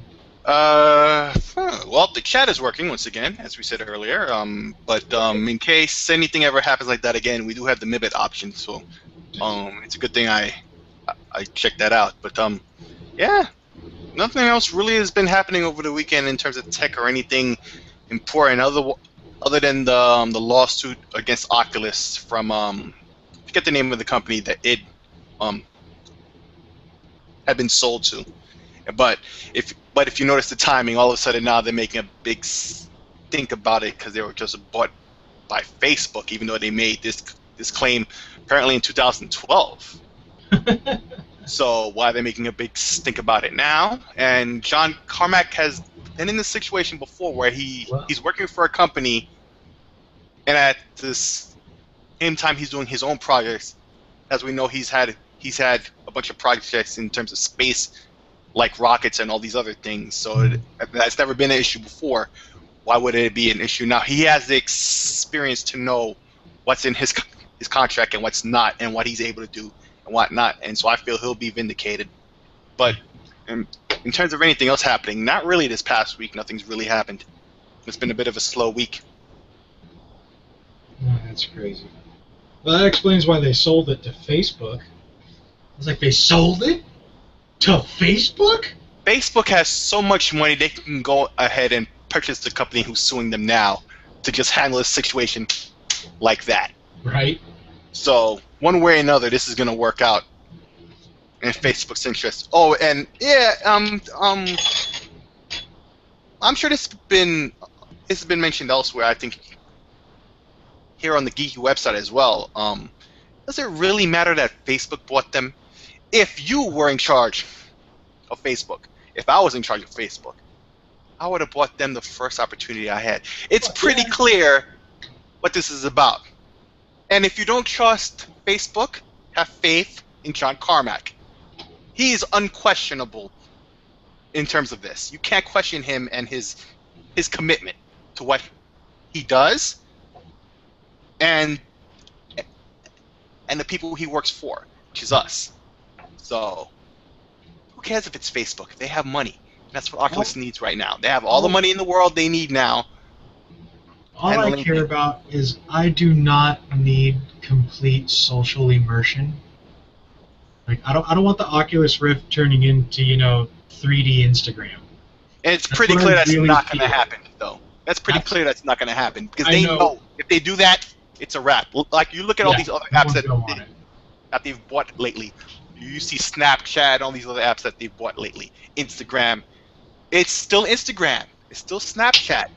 Actually, they know if they just absorb it like Microsoft used to when they used to buy a company, it's dead on the vine. And they know not to do that. It's just not something you need to worry about, folks. It'd be a stupid move. Yeah. And it's pretty clear. That's what I fear, because so many things. Like, I always say, like, cell phones, okay? That thing right there blows my first computer out of the water. That phone blows that laptop out of the water. Yeah. Okay? Like, but you know what that phone does really good? Update Facebook. That's it. Yeah. Facebook gets updated every other day. But I'm in the beta, so maybe I'm getting more updates than any others. No, but I mean, maybe you are too. I don't know, but it gets updated all the time.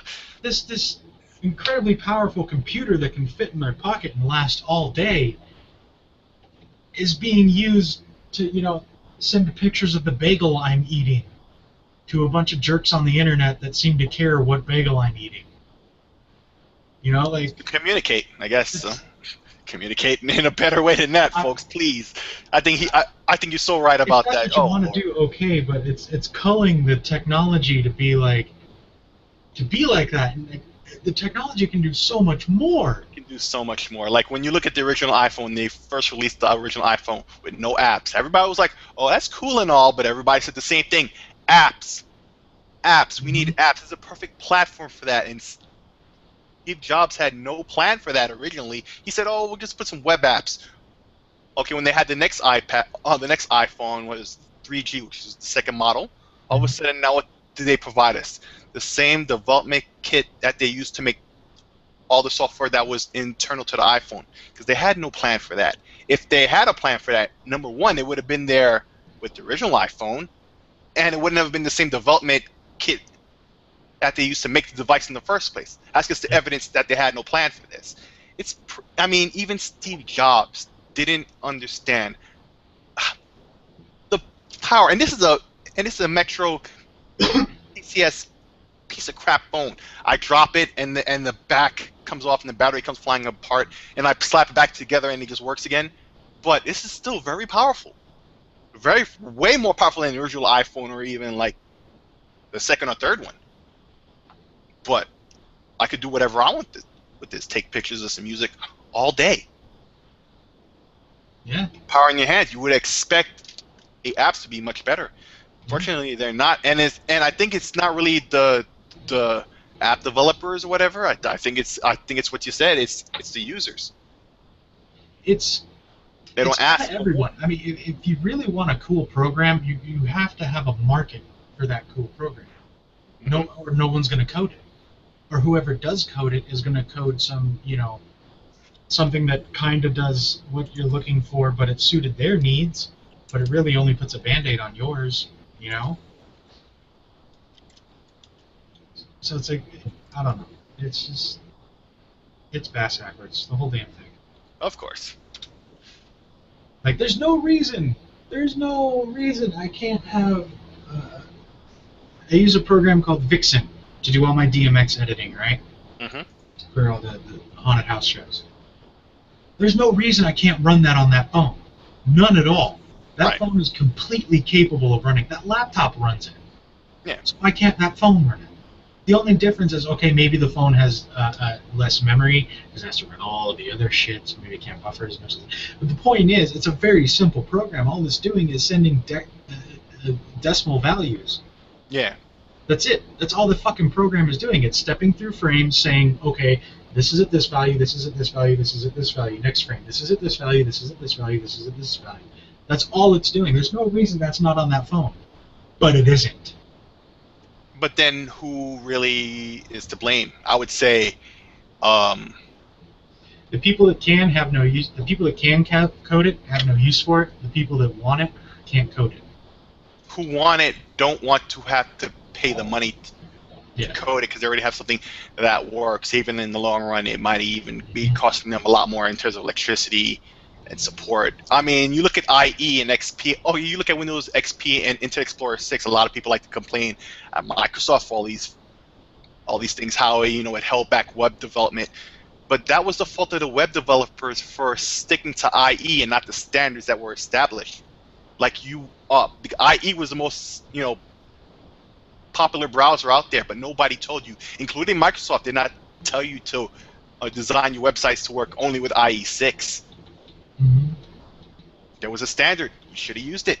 And now that XP is dead, and Microsoft screwed up by making a patch for that. What was it? That exploit that they had a week ago, making a patch for it, even though they claimed they weren't going to make any patches. This just makes them look like liars. They need to leave it to die on the vine. Yeah. That'll help. I'll tell you what they need to do. They need to release the code for it. They need to make XP open.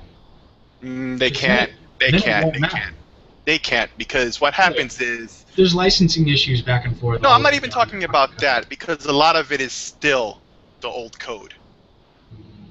And once you start and even that, once you start to release the code, then you start to see how they do what they do, and then it could be all these clones. This is what they're thinking. Yeah. Man, it's a fair argument that a lot of people sit there and try to do all these things. That's what's gonna happen. I still say they need to release something on it. Like, let the community take care of it.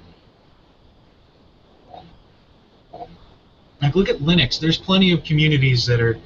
It's literally just a group of guys that wrote a distro, took the Linux kernel, customized it for their uses.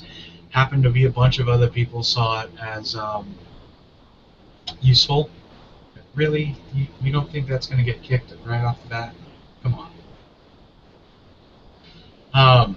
I'm having fun doing this, or whatever. Yeah, I'm still listening though. I've been listening.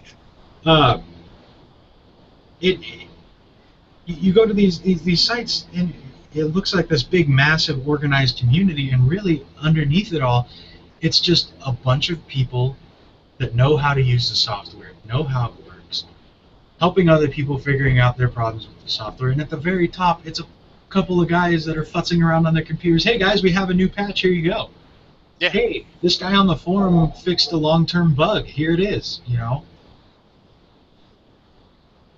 Here's the one thing about the Linux community. Unfortunately, they issue with OpenSSL, and I think this paints the picture. But actually, it also happened with Ubuntu a couple years ago with their random number, I think generator or whatever. Oh yeah. What happened with Ubuntu was there was a person who changed the code. Nobody looked at it or vetted it or whatever. So every password and login that was made based off of that version was faulty. Mm-hmm. Nobody ever looked at it. And then OpenSSL, supposedly open, everybody can look at it, and it's supposed to be the point behind open source that everybody can look at it, and it's secure because, what's the term they use all the time? But you know what I mean, where everybody's able to look at the code and vet it. But that didn't happen. Peer review. Yeah, peer review. And guess what? That didn't happen. It didn't happen with Ubuntu. Well, it happened with Ubuntu, but years after the fact that somebody knows, hey, he changed up the code and put something wrong. But that means everything's been screwed for years. I mean, it took years for that to happen. OpenSSL, the code was there. Nobody ever noticed it. And I'm sure there's other bugs that will be found, but it just goes to show care of you. Maybe not. Not unless you sit there at the time when the code was made. But 9 times out of 10, nobody's looking at that code. And it's a harsh truth. I think a lot of people need to sit back and have a group or a forum that sits back and looks at all this code, open source or not. I mean, Microsoft has that ever since what happened in XP when they had that one exploit where it would reset the computer after 60 seconds. Okay, ever since then. The blaster worm. The blaster worm. Okay, and ironically, the thing about that was Microsoft had patched that exploit 3 months before there was even this worm. A lot of people don't realize that, but ever since then, even Microsoft, the evil Microsoft, was like, we need to have more trustworthy computing, whatever they called it, where they sat back, examined their code, and they've been a lot better about that now. And I know I sound like I'm defending Microsoft in a way I technically am, but it's not about that. It's about the core idea, and and the open source community likes to act and talk about this is why we're superior because we have all this, but these things just no one's sitting down and looking. Nobody's looking at this code. We need to look at this code, especially when it comes to things like SSL, and you see how far-reaching this went. This is just one exploit. Who knows how others are out there that are being exploited actively right now, especially by groups like the NSA, who have the money and the resources and authority do whatever they want, no matter what Congress says. I can't believe that no one involved with OpenSSL that looked at that code didn't think, hey, what if the client lies about how much information it wants back?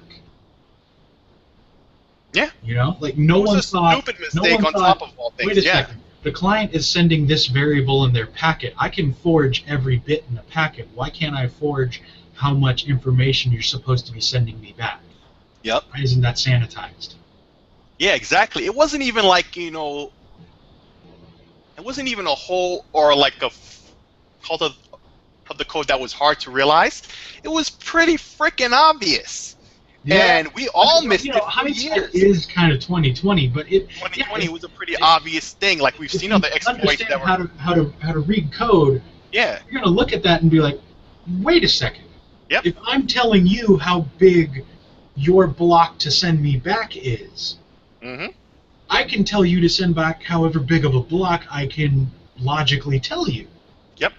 Unless you're checking for, oh no, you just sent a package this big. Like that's the other stupid thing is you send your unique packet and then it's buffered with junk, which is why you need to tell them how big your unique packet is. Exactly. That was the whole idea behind that in the first place, right? What? Like, seriously? There's no standard to how big that packet should be. Like there's no. I mean, it's fucking encryption software. There's no standard scrambling that happens with the information in the junk packets. Like. That's what struck me as stupid before I even realized, wait a minute, the client is telling you how much information to send back? Yep. It's like, how, what, huh? And nobody ever looked at it or even thought, but see, that was probably the thing. Nobody was looking at the code. It probably was, it's open SSL, Well, someone already looked at it. Word open, well, I bet you a hacker looked at it. Yeah. Whoever this, who discovered the flaw, he probably was just looking at the code. I bet you it wasn't something he was playing with. Well, there's a big chance of that too, where he was playing with it. But there's an equally large chance that he was just looking at the code and was like, hey, I could do something with that. Yeah. And he did. Now, I don't know which way it went. That's all it takes. To be honest, most likely he probably was just messing around with it and he found it like that. That's usually what happens. Yeah. But he could have just been looking at the code and then realized, hey, that's a stupid mistake. Think about this. Think about how many people discovered it and just thought it was a neat trick. Yeah. Like, wasn't even using it for malicious. Because you can't tell it, hey, send me, your password database. It's just whatever happens to be in the next part of the memory. Right. But if you hammer it enough times, you get the data you want. Yeah, exactly. That's how they did it. How long has it been that someone discovered that and just thought it was a cheap trick? And then how long has it been since someone discovered that and was like, wait a minute, if I keep hammering this server, it's going to keep feeding me back its memory blocks. Sure, they're not. And here's the thing, too. Hey. And if the NSA was apparently the NSA was taken advantage of this. That means most likely, either they developed it on their own, and they were using it, or they heard about this from the outside, amongst the black hats, and didn't report it, and took advantage of it up until it was closed. Garbage Gamer and Zeranizarak joined the chat. I wonder if it's really them. We'll soon see. Yeah. You know what? I wonder if it's like... I'll voice them like, because... Why would Zeranizarak say that? No, leave him voiced. No. Yeah. No. Look. See? There went Skin, yeah. No, because if it was them, they would have said something. Yeah. They would have said something. They know how to use IRC. They know how to get a hold of us. If it's really them, they can tell us to voice them. Dowd, are you sure that's him? He could be talking to him right now. It's entirely possible.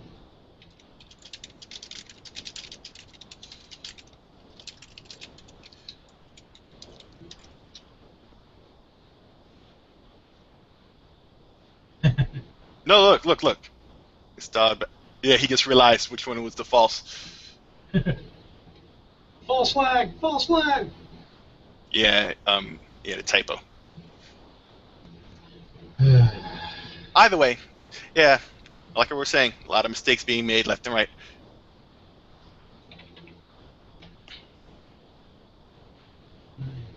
So in case anyone's still watching expecting us to do techie stuff, the techie stuff's over. We're just live because there's nothing else going on, and we like talking. So we're going to talk about tech stuff. Yeah, but other than that exploit, which I think they finally patched on Internet Explorer the other day, which they also patched for Internet Explorer 6, which is a freaking shame. They should have just left that to burn, let that to burn them, because I think I read this on Ars Technica, and he said it best. Where I'm gonna have to paraphrase because I can't remember exactly what he said.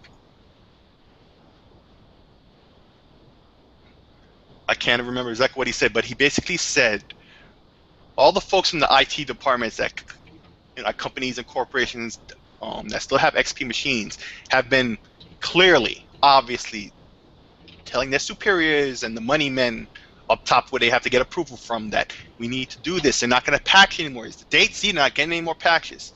And Microsoft just made liars out of them. And now these guys are going to be able to tell them, hey, if they patched last time, they're probably going to do it again. So we're just going to leave it because these guys are money men. They don't care. They just want money, and they'll try and save as much as they can here and there, however they can. And this made liars out of those guys, and they needed Microsoft to just do nothing. Microsoft had no reason to do this. No reason. And the only people who are agreeing with this are XP users who need to get the Listen, if your machine is on a network with just a bunch of other XP machines that it's not on the internet, fine, I guess. It's probably a DOS program it's just using, because I know like the hotel that's nearby is just a bunch of machines that's running a DOS program where they keep track of who's in which villa, blah blah blah. I've talked to them. I know this is what's going on. It's XP, but it's a DOS program running in a window, and it's not out to the internet, and they just networked on some old hardware between these machines, and that's it. Fine. You know, there's no domain controlling. Fine, that all works. The vulnerability happens when you attach systems like that to the internet. Right, because these are the machines that are going to be owned. It doesn't fucking matter. Right, because these are the machines that are going to be owned and DDoSing people and doing all types of wild shit left and right all across the internet, hassling everybody else. You don't need these problems. I mean, from a security standpoint, the only thing you have to keep track of is file movements. Yeah. Make sure no one's, downloading massive chunks of credit card information. All of a sudden, half of the credit card DBase got moved over to this machine. Why?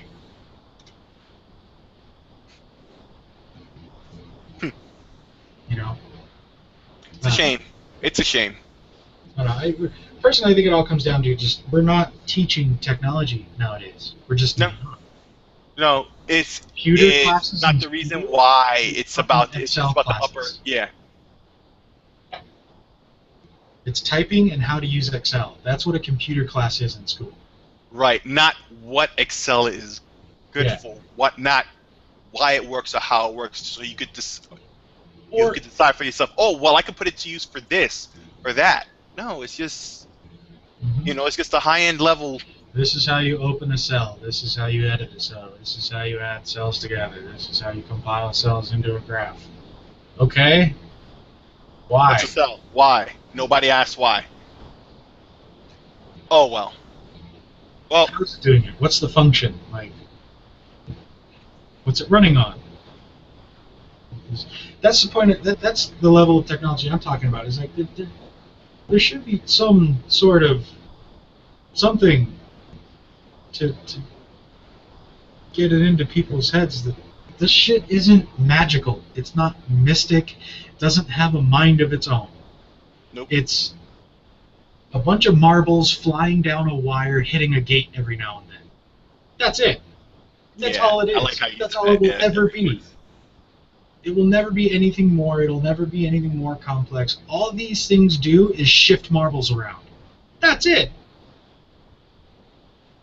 And once you realize that, like, all it's doing is following an instruction. Where is it getting the instruction from? Okay, what instruction is it being given? How is that instruction formatted? What is in that instruction? What happens if I change this bit of the instruction? What's the output? Like, these are things that people just don't think about nowadays. At all. And it really scares me. Like, when I was a kid, I was taking shit apart left and right. And it's like, really? You don't have any kind of wonder about how your cell phone works? All you care They don't is care. They just I just want to text and they don't even want to make phone calls. They just want to text. Yeah, I don't care as long as I can text Jenny. That's all that matters to me. Oh, by the way, Jenny doesn't want to fuck you because you're stupid and you don't have any money. As a dude who has money? No. Jenny wants to fuck him because he's cute. Nah. Yeah. These hoes ain't loyal. Hoes like money. No. She's not going to stay with him. But she'll fuck him. She'll fuck him Because once. he's cute. Really, he's cute. And Yeah. you guys aren't smart enough to be cute. No. Trust me. Anyway, I should be going. Yeah, we should I have probably a fight to go see. should probably cut this off. Okay, So, kids. thanks for joining us. Yes. Next week we'll hopefully add more and more fun stuff. We'll finish up that clock.